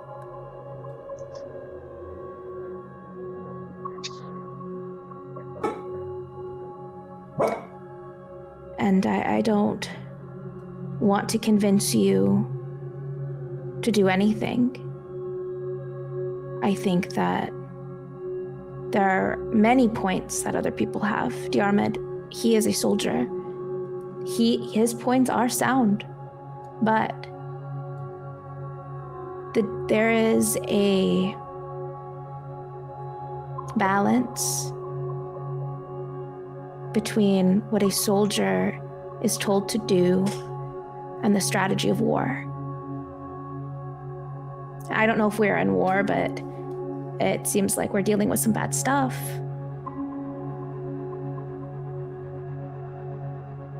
I'm here with you because you are here with me. You believe me when maybe others need a little more time to. You have always been so kind and so steady for me. And so I want to be that for you, Eden. Whatever you want, I'll follow you.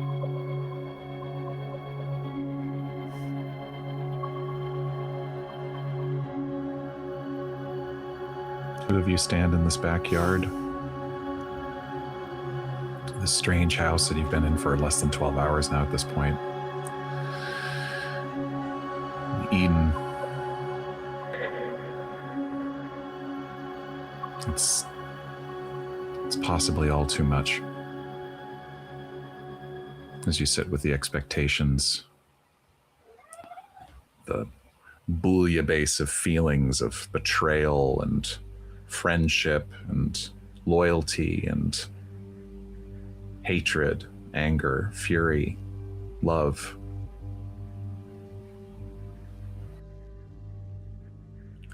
I just don't know what to do. I think in that silence, there's this odd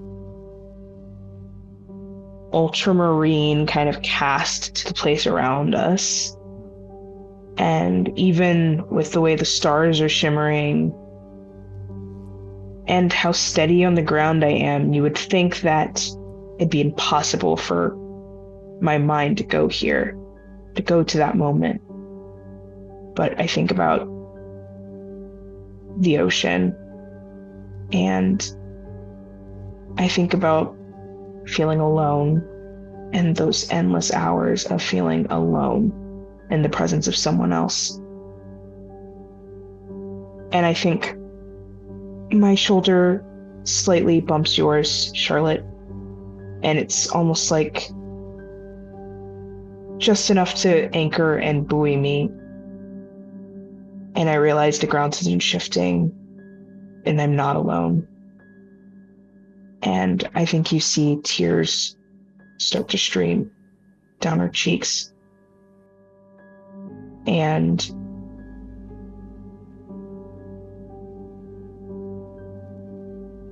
you can absolutely say no to this. Mm-hmm. I think her hand finds yours in the dark. Yeah, I think my hand finds yours as well. And you can also say no to this. But I look at your face streaming with tears, and I gently wipe them away. And then I give you a kiss on your forehead. Oh. It's gonna be okay. Two of you Maybe one stand there. day. Two of you stand there with facing off against God knows what from God knows where and God knows who. And God knows when. Not alone. And that's where we're going to take intermission.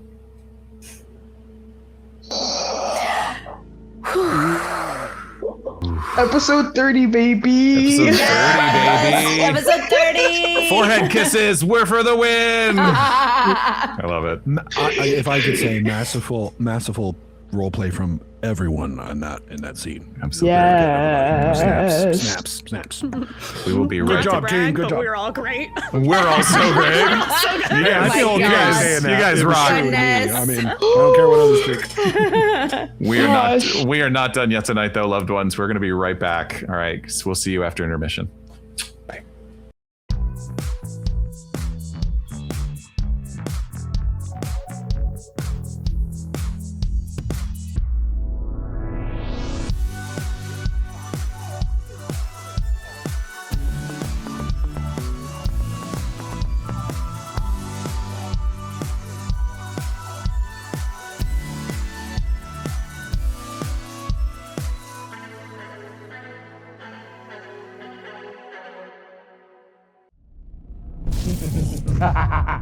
You fools! You'll never defeat me.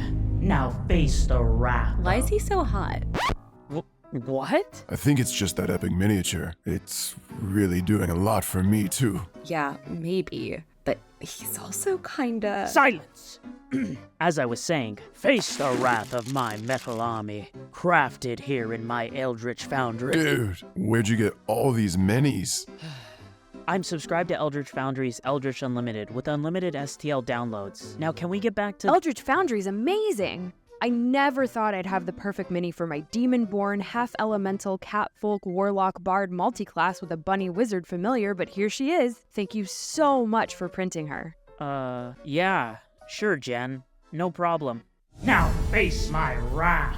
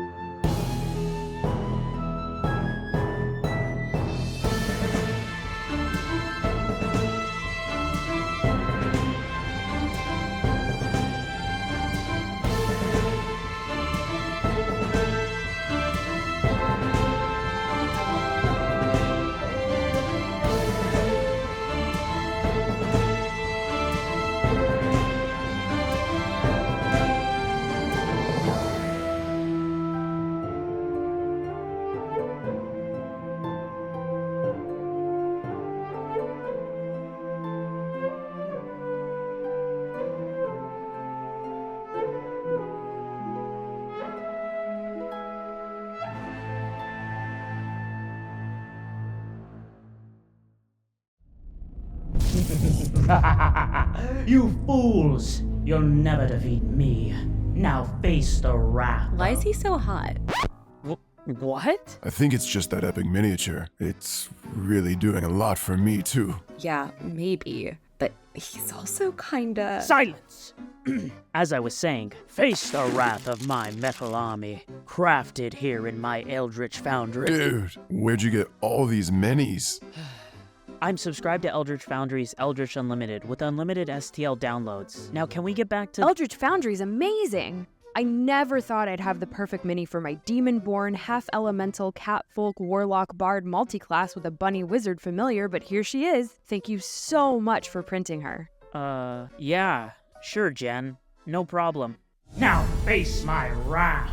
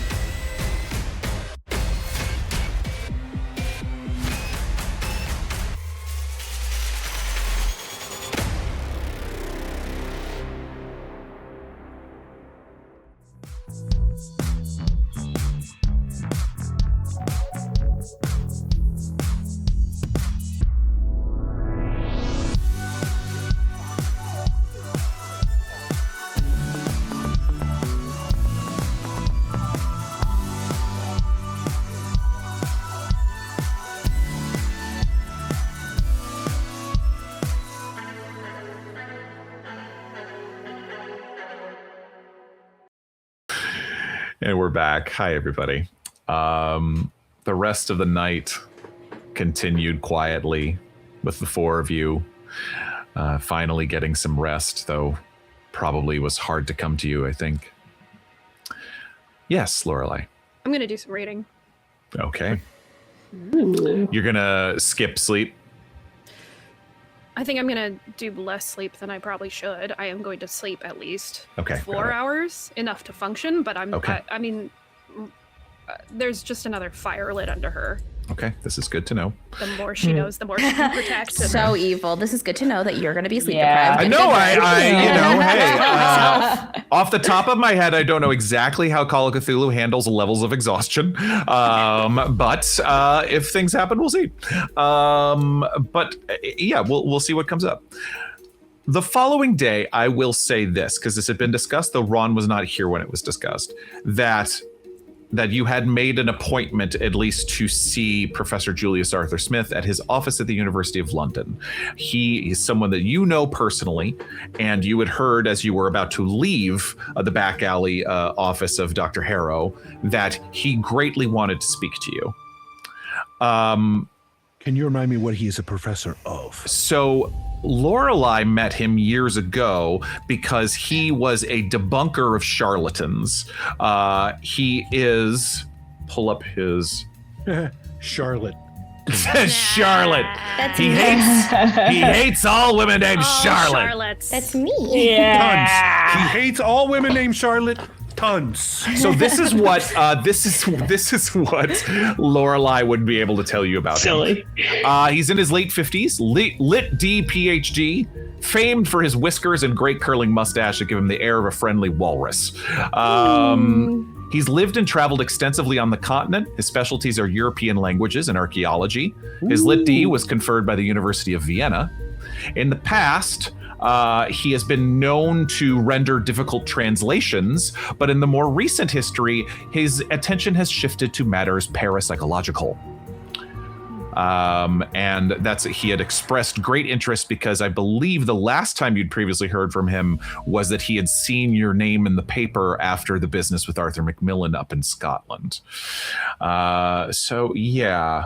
That is the long and short of what you know about him. Lorelei is on very friendly terms with him. He is someone who does not suffer fools, but also certainly a learned man in regards to matters of the unusual. Okay, that's what I was looking for. Yes. Why do we care to talk to this man? Yes. Smart man, know many thing. Now, well, smart men know many thing, but know many thing about thing we need. Right, correct. Mysteries. Correct. He could be an invaluable resource in that regard. Now, what I will say is I will remind you that if some or all of you are going back into London, I'm still wanted by police. One of you is wanted by the police, and one of you is presumed dead by some people. I will remind you. What a party! Wow. No, I am not going. You're not going. Okay. Oh, I really want to go because he knows lots of languages, and so do I. Sure. But yeah, since I'm presumed dead, and that is a benefit for all of us. I don't think it's worth it. But I don't want to stay here alone because we don't know what's gonna go on or happen. Yeah. But in the morning, Diarmuid will knock lightly on Eden's door. Now, actually, there are 2 bedrooms in this place, just for us to picture it. And similar to Lorelei's, there's one master bedroom and then another bedroom with 2 beds in it. Eden was a couch sleeper, I think, at our last place. Yeah.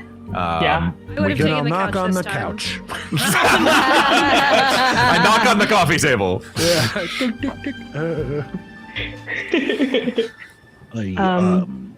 Yeah. I think I should apologize to you. Not before you say anything, let me just get it all out. Not because what I said was wrong, but because in my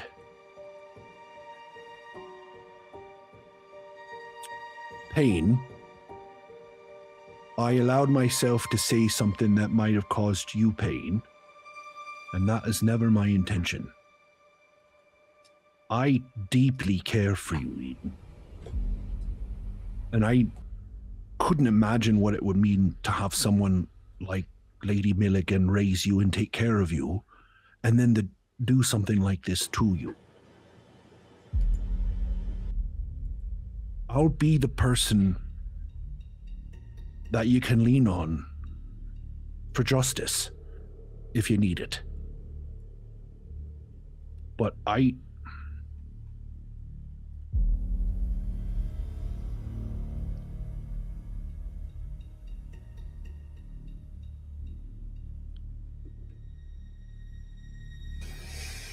You haven't changed your mind.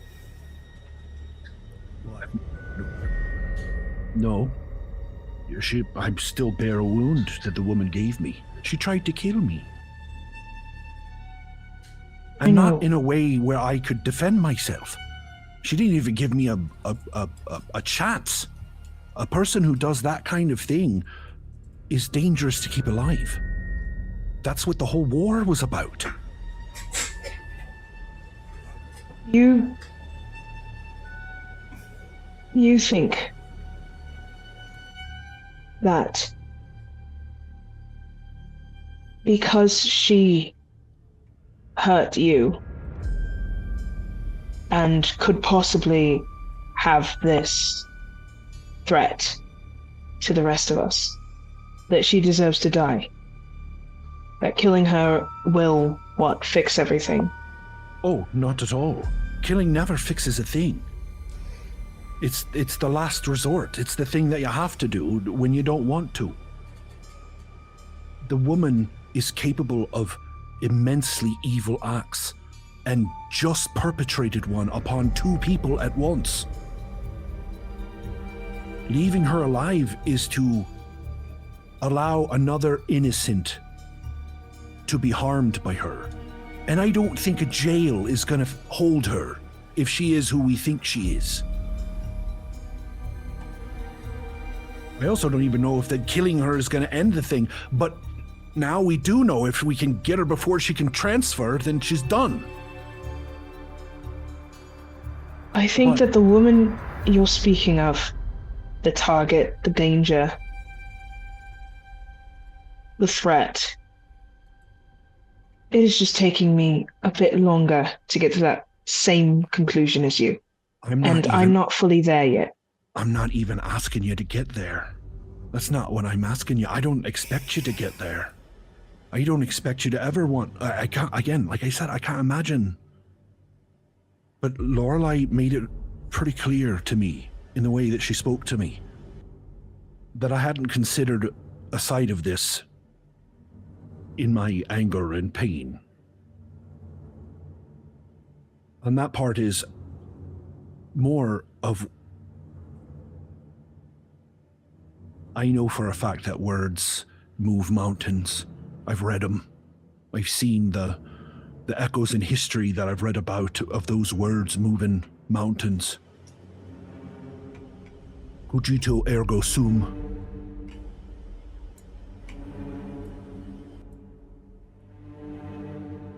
So I know that they can hurt and I know that they can kill.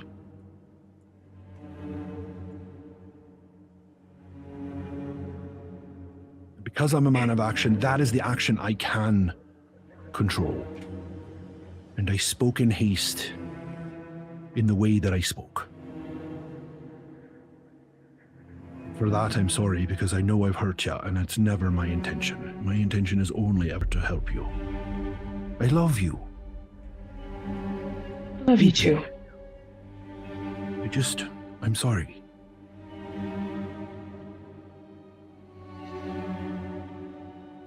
I think I still feel quite raw about how you spoke. Not how you spoke. I forgive you for speaking in haste, but I'm not to the point where I want to kill her yet for what she did to you. I want to ask her why, and I want to hold her accountable. But when justice needed to be acted on me, she held fast. And I think if it came down to the final moment, it would be hard for me to leave her to whatever you think would be, I don't know, perfect justice to her. If she is saving me as whatever vessel you're talking about, I deserve an explanation before... I don't want to see her dead. That wouldn't be justice to me. I understand. What would that look like to you? How do you hold thing that is beyond time to justice for what they've done? Well, I think first we separate it from the person that it's using. I think that Lady Milligan is doing something far different than what this thing actually wants. And by separating the two, we can hold Lady Milligan responsible for the hurt she enacted. And if it's the last thing I do, I will just make whatever is doing this pay. Now, hold on. Maybe I missed something. So you're saying there's a Lady Milligan and then there's the priest. Do we know that Lady Milligan is still inside and isn't on board? We don't. We don't know if it's her. We don't know. And I'm not trying to say that to erase her of everything. No, but we don't know that it's her. I understand. I hadn't considered that. I assumed that this thing took over you, like we have experience with Memphis, or... I think what Lorelei communicated previously when she did her advanced studies on the spell, there are spells that where the minds are switched, and then there are spells where one mind basically becomes the dominant one. And it's not quite known what happens to the one who's been usurped. Perhaps they are destroyed. Perhaps they are pushed back into a dark little corner and made to watch while their body is puppeted around. There's quite a bit of ambiguity into that.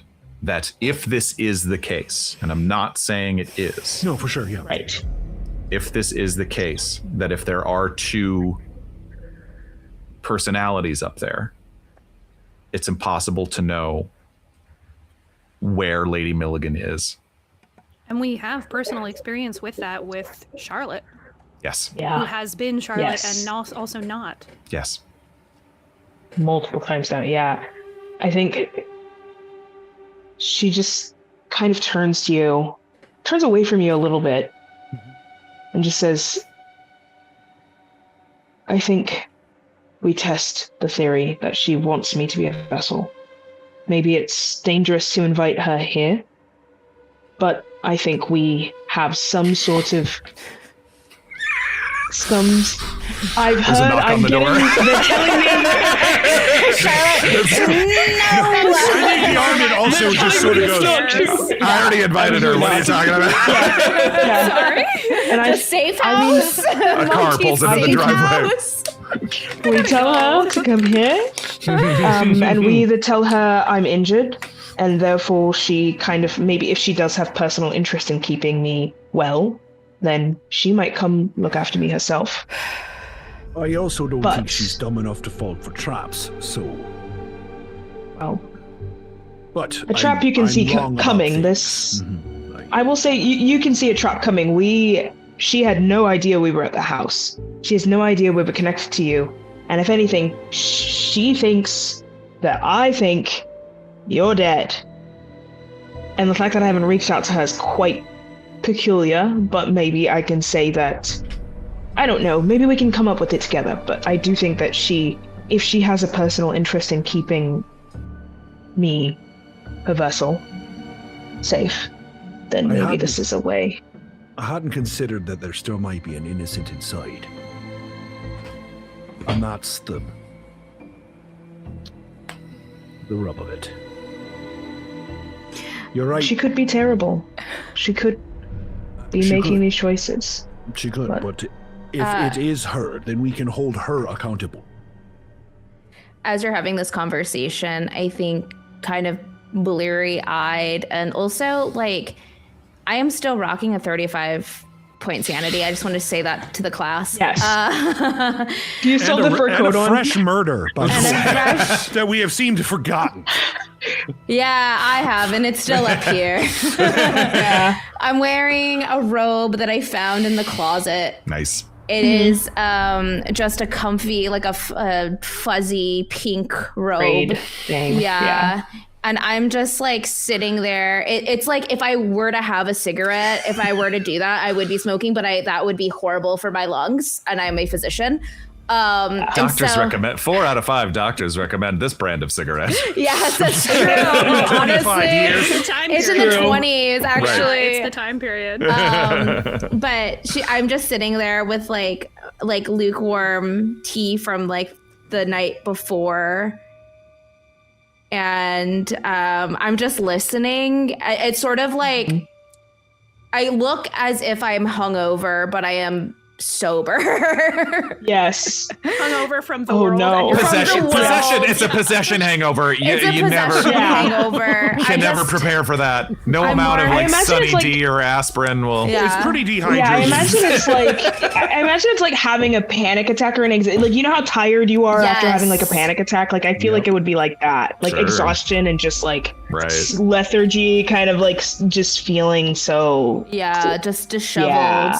And I'm holding my cup of lukewarm yesterday's tea.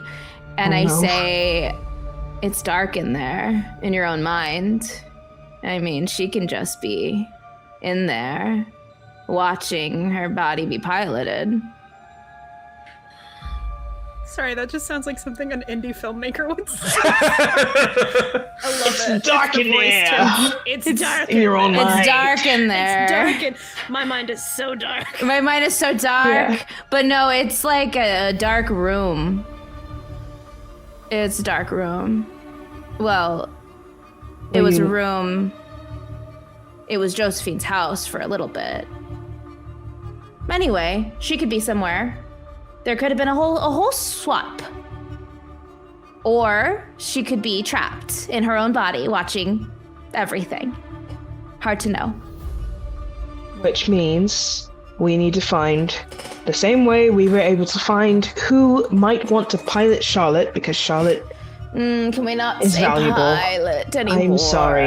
Yes. What's a better word? Puppet's bad, pilot's bad. Commandeer. I sound like a plane. Commandeer sounds classy. I sound like a plane. I kind of like it. Hijack. Commandeer, hijack. Hijack. Infiltrate. No, I think hijack. We need to find who would want to inhabit Lady Milligan. That's actually. And if there is none, if there is no one, then we know maybe her motives are all her own. And let me just say, none of us know that it is Lady Milligan, that the body snatcher is in Lady Milligan's body. It's just that I think of all the people that we have seen exhibit power, she's the most powerful. But again, they have been doing this for however many hundreds of years. They might know better than to show their hand immediately. As the four of you sit here in the morning after this discussion, apologies made, with realizations and growth and everything, you know, there's things as a game master where you're like, there's no real mechanical ways to account for certain just really fantastic role play, except when I see it. And I think Call of Cthulhu actually does give me some things to reward growth. And I want everybody to add 2 sanity points. Oh my god! That's huge. Whoa, that's huge for me. Look what happens when you're there for each other. Oh, the power of friendship. The power of friendship. Wow. Oh my gosh. 2 points of sanity from the power of friendship. Amazing. Oh, huge. I love it here. Wow. Huge. I was just thinking about, like, should we have a spa day or something? We do need each episode. A little sanity, for sure. So... How many days until we get our passports? Does anybody know? It's like... It's maybe like 4. Yeah. 4 days? How long have we been in here? And I, Not even a Not day. even one. Not even one. This place is a prison. We can go for a drive. We should have a beach day, maybe. I was going to also suggest that one day we go hunting. We could. I mean, I would love that. We are sit in in the a car. war, and we all need to make sure that we are handling guns and know how they work well. I can shoot my Actually, Diarmuid, I love you so dearly. War is going to be over soon for you and for all of us, and we need to find another reason to be together after this. And war can't be the only reason we go on group trips. So let's find another I would call reason. it learning. I would call it the trip is the learning part. It's just that we need I to don't be know about learning, you, but I've shot a woman pretty well, so not There's so a difference bad. between a woman and a fast-moving alien chid. You think I couldn't? No, prove me wrong. Well, I think we have to go test this, of course. Okay. A day at the range. I'm leaving soon. Range nothing. I have to catch my train back to London to go see Julius. I am okay if Do you? Julius, who's that again? I forgot. my professor friend. He's very learned in weird things. Oh. If anyone is going to archaeologist and many other things, he's a very, very smart man. Wait. You can trust him, and he's not like a. Implicitly. This man knows some of my darkest secrets. We got drunk and had a very funny day together. Does he know that you're wanted? I imagine he saw the newspapers. Does he have any reason to want to turn you in? I would trust this man with my life. Truly. And you are. Lady Milligan jumped into him, though. Well, then I'm out of luck. All right. Well, I don't listen, remember. though. I wouldn't know any Julius Smith from Lady Milligan's, especially being around her desk recently, right? I haven't seen the name. No, you have not. Yeah. I'm just gonna make the jump and say she doesn't know who that is. No, I don't think. Presumptuous of me. I don't think you would. He doesn't like Yeah. fights. Yeah, they don't. And they do not run in the same circles, Lady Milligan and Professor. Smith. Just to be clear, I was not being serious. Oh, I'm trying to bring good. a little bit Okay. of levity to this whole situation somehow. And the only way I know how to do that is to make a joke of the things that are easy to make jokes of. So, like, who's Lady Milligan in now? Ooh, it's you or me! Ha Maybe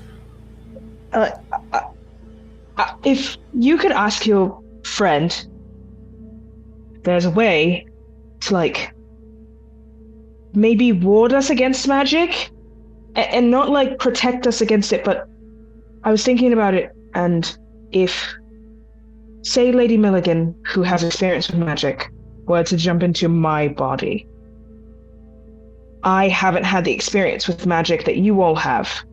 Oh, Do we think she's more likely to unravel because I don't have your door's shut. So I don't know if you should worry, honestly. I think that this is a the long door's shut. process. Mine is wide open, but yours is shut. So you should be okay. And if you start, seeing your own reflection, but it's not your body, or if you wake up in a different room, or if your clothes go missing, or you're wearing different clothes and you don't remember, and you lose time, then we can talk. But if nobody's experienced that, then it takes a long time. Morgan. From what? Yeah. Oh, sorry. Yes. I have this shield spell. Hmm. For all intents and purposes, it feels physical only. Is that accurate in my experience with it? Let me double check. I believe the spell is known as Barrier of Nocteeth. Mm-hmm. It'd One be moment. interesting if it was like no magic can come in or out. I don't know Yeah, if it's got a I feel like, didn't we?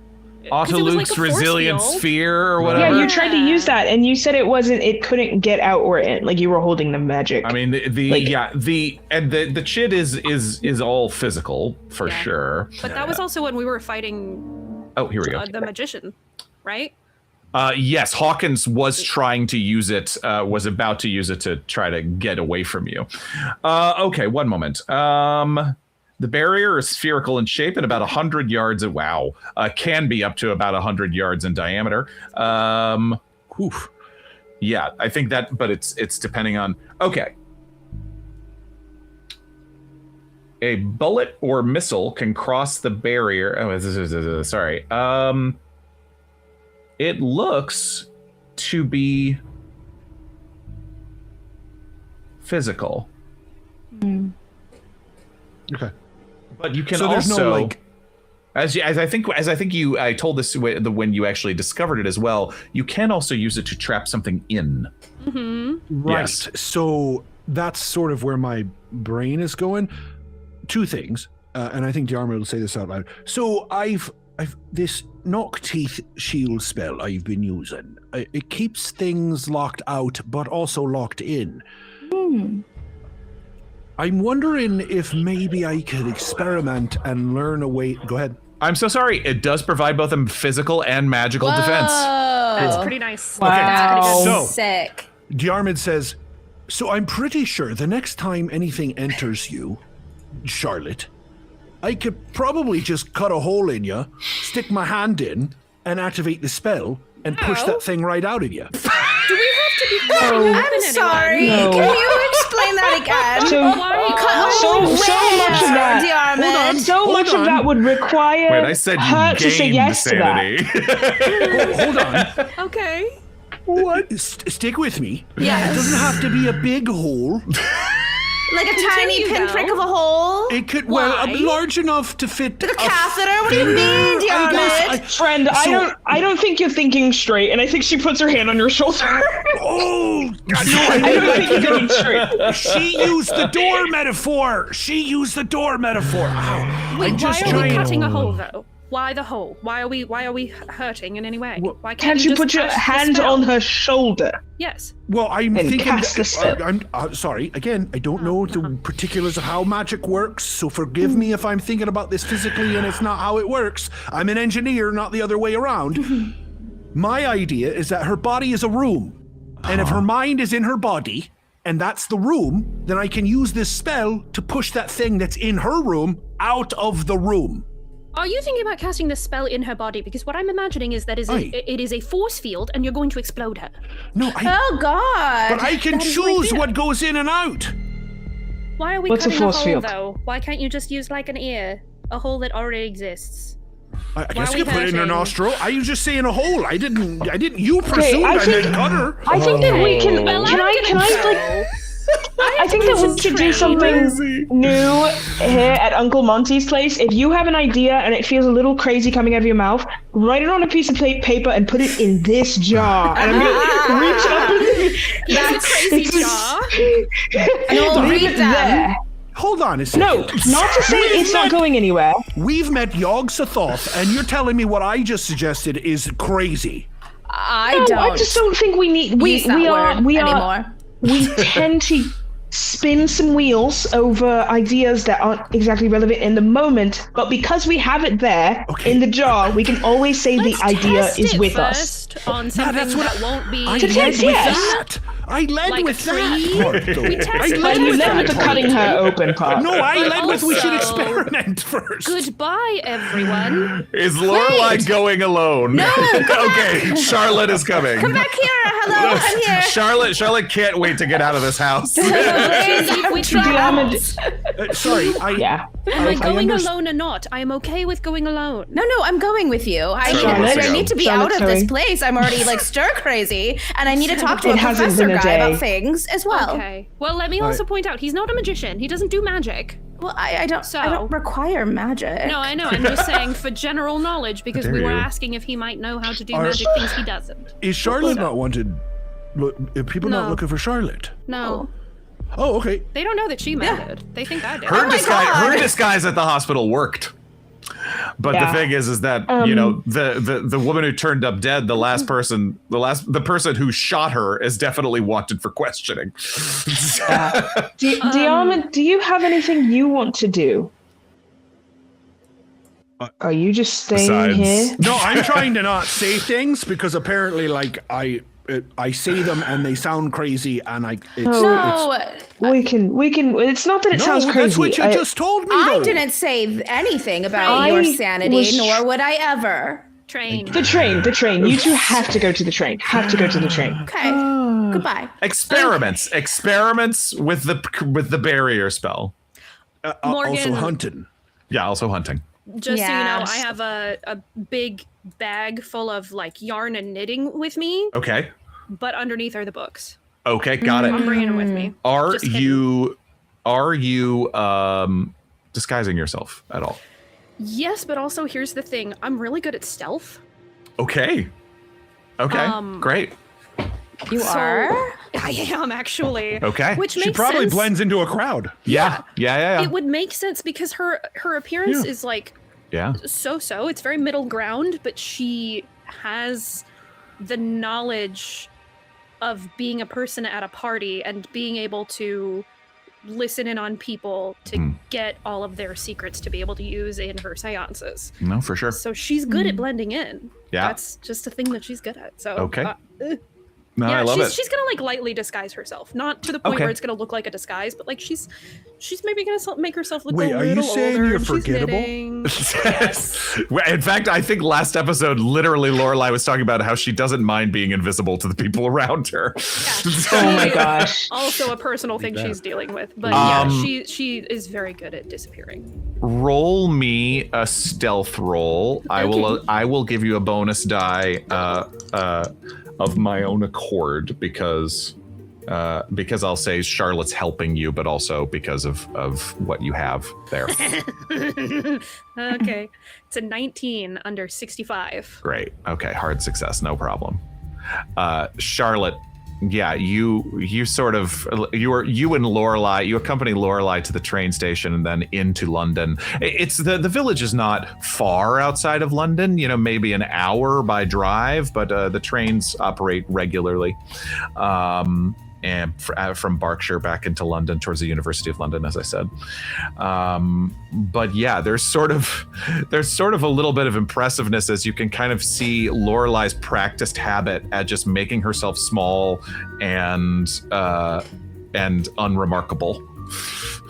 She has a face. She's not unattractive, sure, but she has a face that's very like generic British middle-aged white woman. Okay.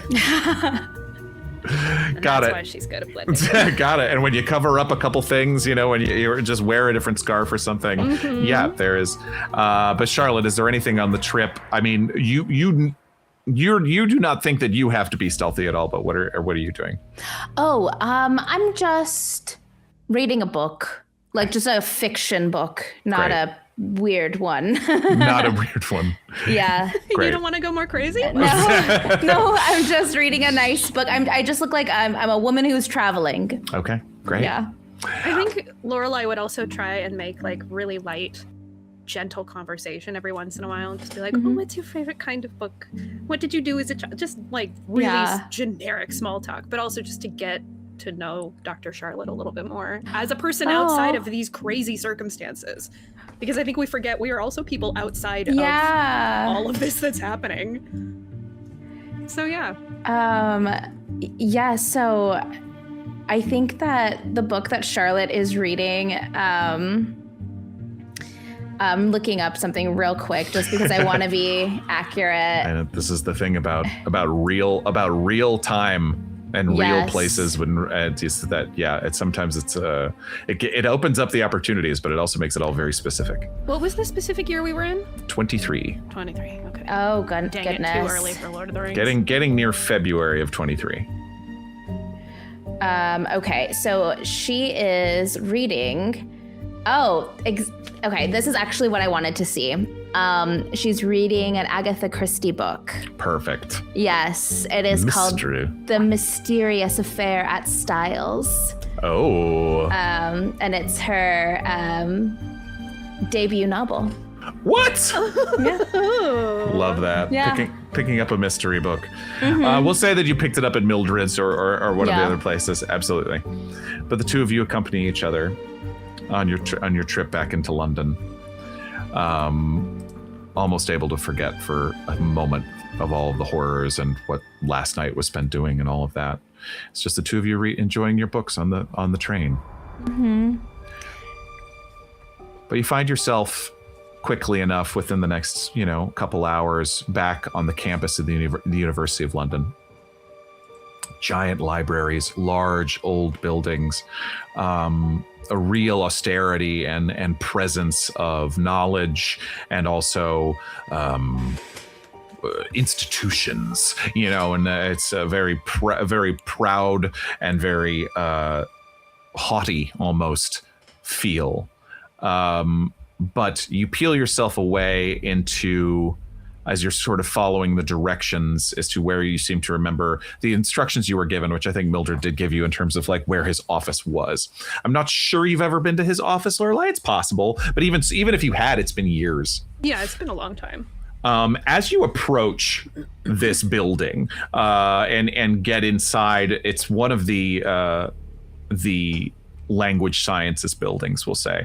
And because as I said, he used to specialize in translations. But as you it's like you can feel him coming before you, because it's like the chaos around starts to build. Like there seems to be more things in the hallways.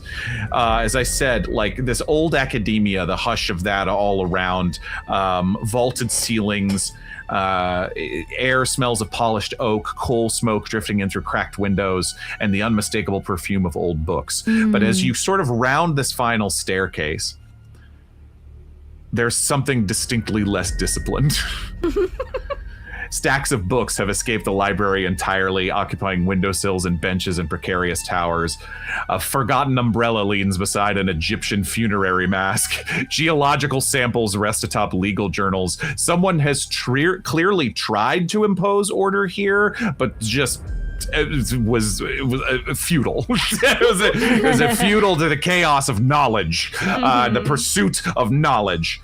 And at the end of this hall hangs a weathered oak door with frosted glass bearing neatly painted gold letters. Professor Julius Arthur Smith, Department of Language and Comparative History.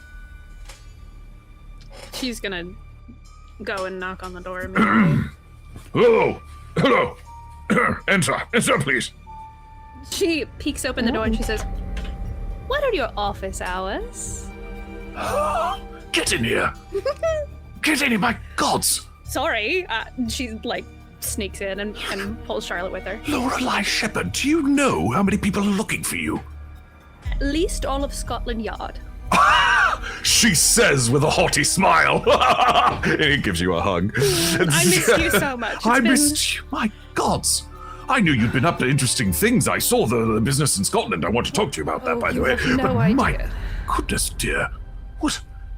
Did you shoot a woman in cold blood? Technically, we shot each other. Ah. I have a bullet wound. Fascinating. Right? Kind of cool. I think it gives me a bit of an air of mystery. Indeed. Well, you always did, my dear, but even now, so feet danger. I'm so sorry, I didn't mean to be rude. Professor Julia Arthur Smith. And he'll reach out. He's as I said, he's probably he's a larger dude, big old mustache. As I said, a pleasant walrus is his vibe. Yes. Charlotte is delighted, elated. She offers her hand and says, "My name is Dr. Charlotte Mantis. It's wonderful to meet you." Charlotte Mantis, well, yes, you were. You accompanied Lorelei in the business in Scotland. Yes, I remember your name from the papers. Oh, Yes. I forgot we were all in the papers. Yes, I'm afraid you were. Well, the wealthy, they do try to put a good face on things, but something about it let me know that there was more than meets the eye to that tale. Yes. So much more. Lorelei will be able to fill you in on all the things, because it's quite a tale. Gas leaks. Julius, I don't even know where to begin. I think that What do you need, dear? I need so much. I need knowledge. I need so much knowledge. Well, you've come to the right place. Julius, have you ever heard the name Yog-Sothoth before? Why don't you take me on a date first? Goodness gracious. What does that mean? He sits down and he's. Well, we're getting right to the heavy stuff. My goodness. What time is it? And he reaches behind his desk and pulls out whiskey and pours himself. Sorry. Just a finger. Yes, of course. Doctor. Yes. It's the kind of conversation where I think we need to be imbibing just a little to survive it.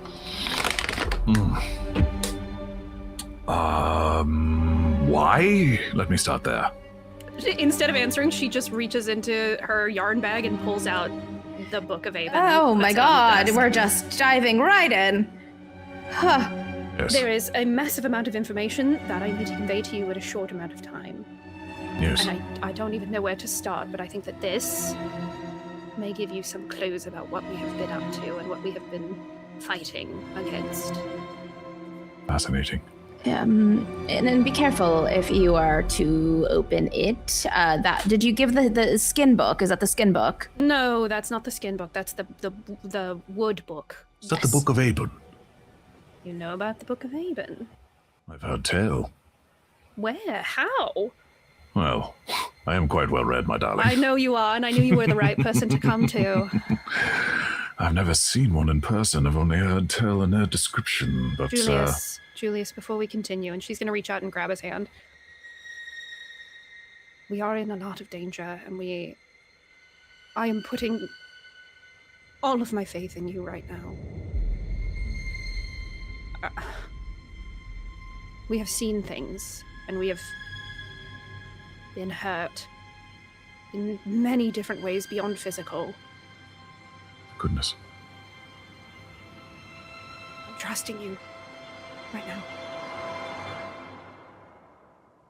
He holds your gaze. His grip tightens on your hand. I promise it shall not be misplaced. She, visibly relaxes. I'd heard tale of Aben and often Aben of Hyperborea.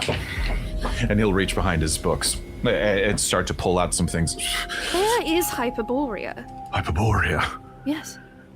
No one really knows, actually. I mean, some thought it was mythical. I knew it. Like an Avalon. There's some that conjecture that it's just simply Greenland, but I'm not certain. None are certain. Aben of Hyperborea, yes. But obviously, this book seems to exist, if we are to trust that this author is authentic. It is, believe me, and I cannot tell you how I know, but I know it is real. Jealous. Sorry. I can see behind your eyes all the secrets you're keeping, Shepard. If I didn't want to keep you safe, I would tell you it all, but your safety is of massive import. I will serve as best I can. But as a matter of fact, there is a reason that I called for you here today as well. Well, it was originally because a matter came to my attention that I thought I might need your assistantship, a strange matter. Oh. Wait, what did you say? A strange matter of, a missing doctor, as a matter of fact.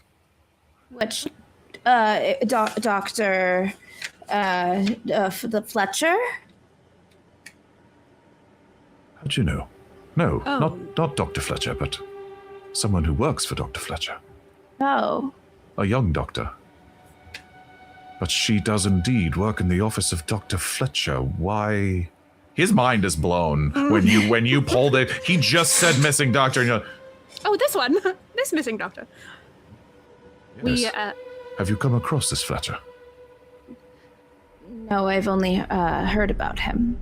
His office of neurology. Yes. Yes, and he'll pull out some articles and things of that nature, and he pulls something out, and he puts it down, and it's just a profile on a successful young neurologist.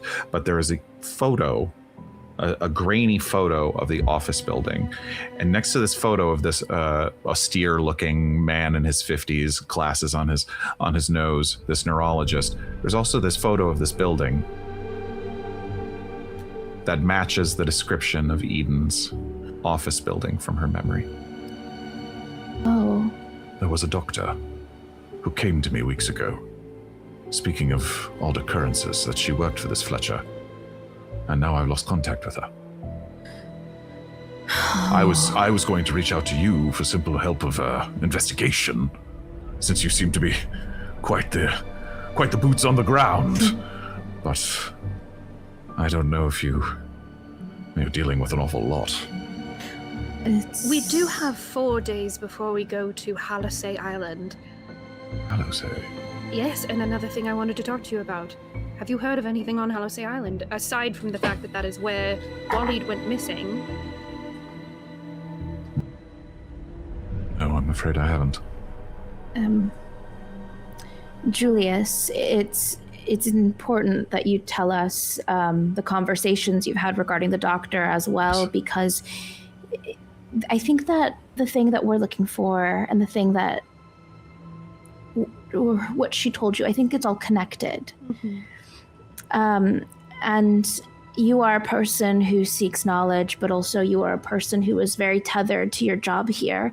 And so we don't want to tell you more than you would need to know in order to help us in the off chance that it would put you in danger.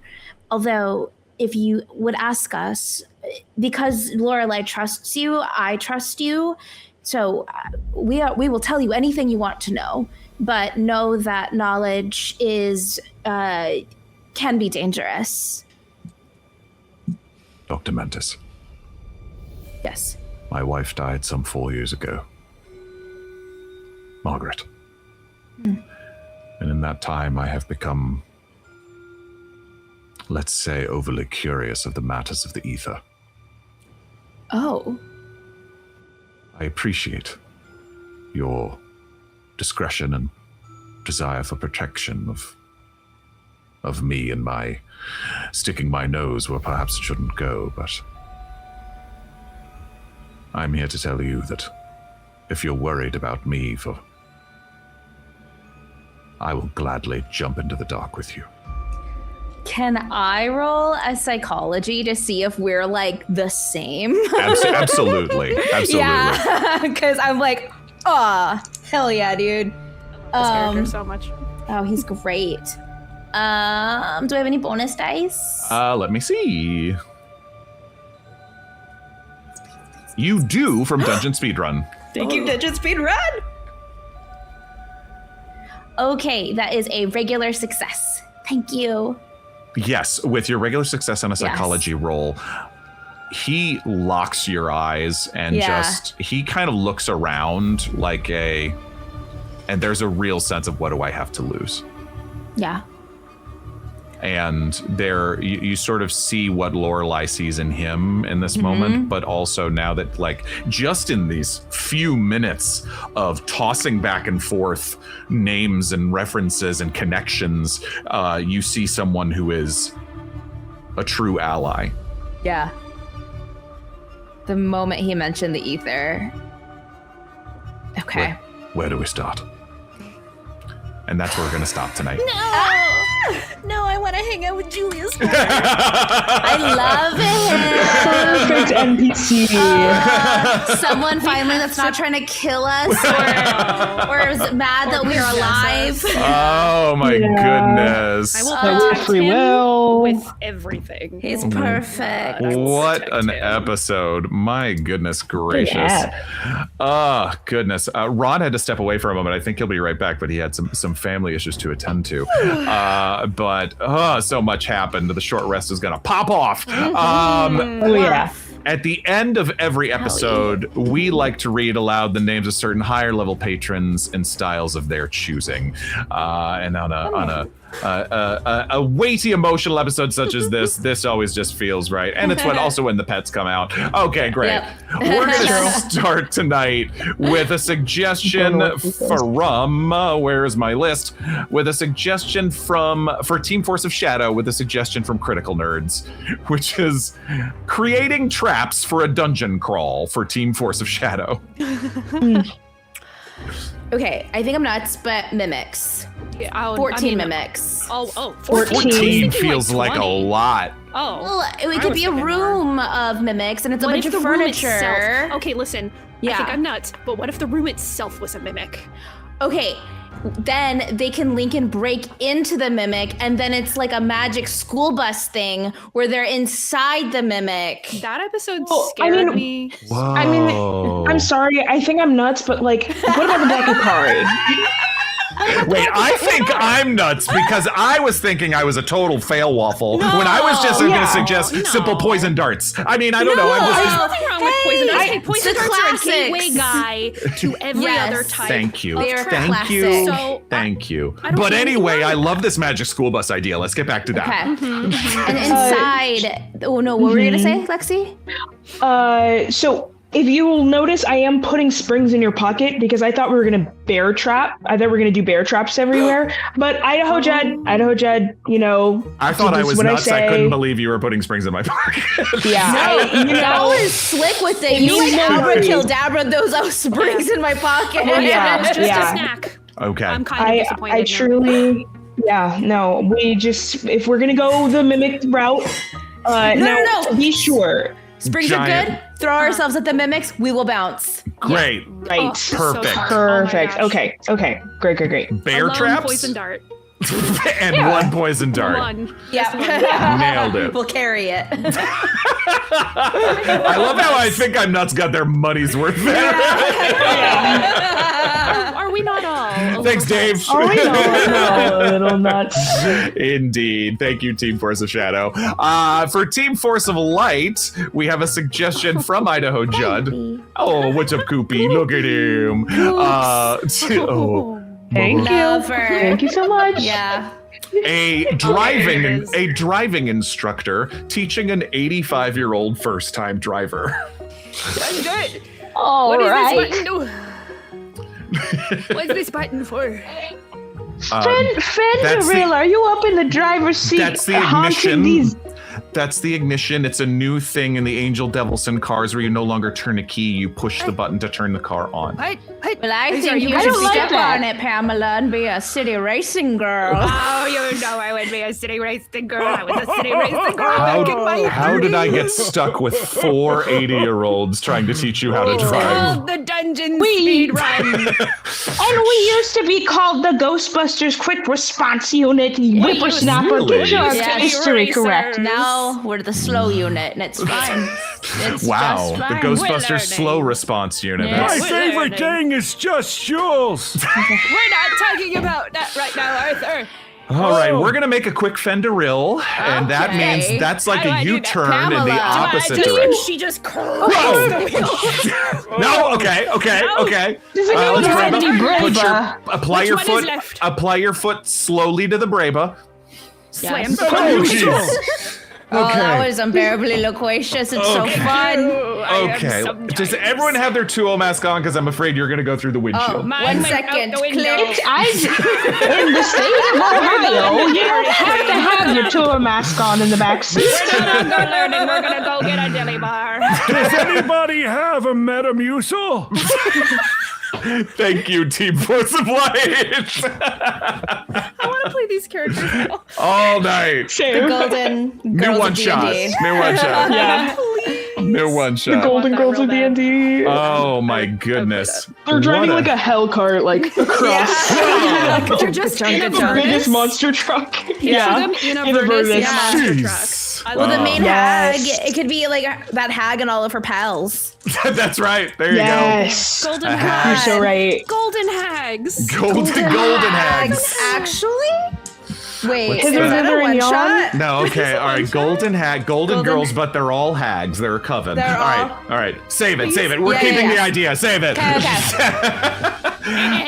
We thank you, everyone, tonight. Thank you for it was so great to be back here with this entire cast for our episode 30. And what a doozy. I love this cast and I love this story, and it's so nice to keep doing it with you all. So thank you, everybody. Patreon.com/thedungeonrun. We're about to do a short rest right now, which I think we're gonna have a lot to talk about. But we will see you all very soon. Take care, humankind. Be both. Be both. Bye. Bye. Sean, let me do a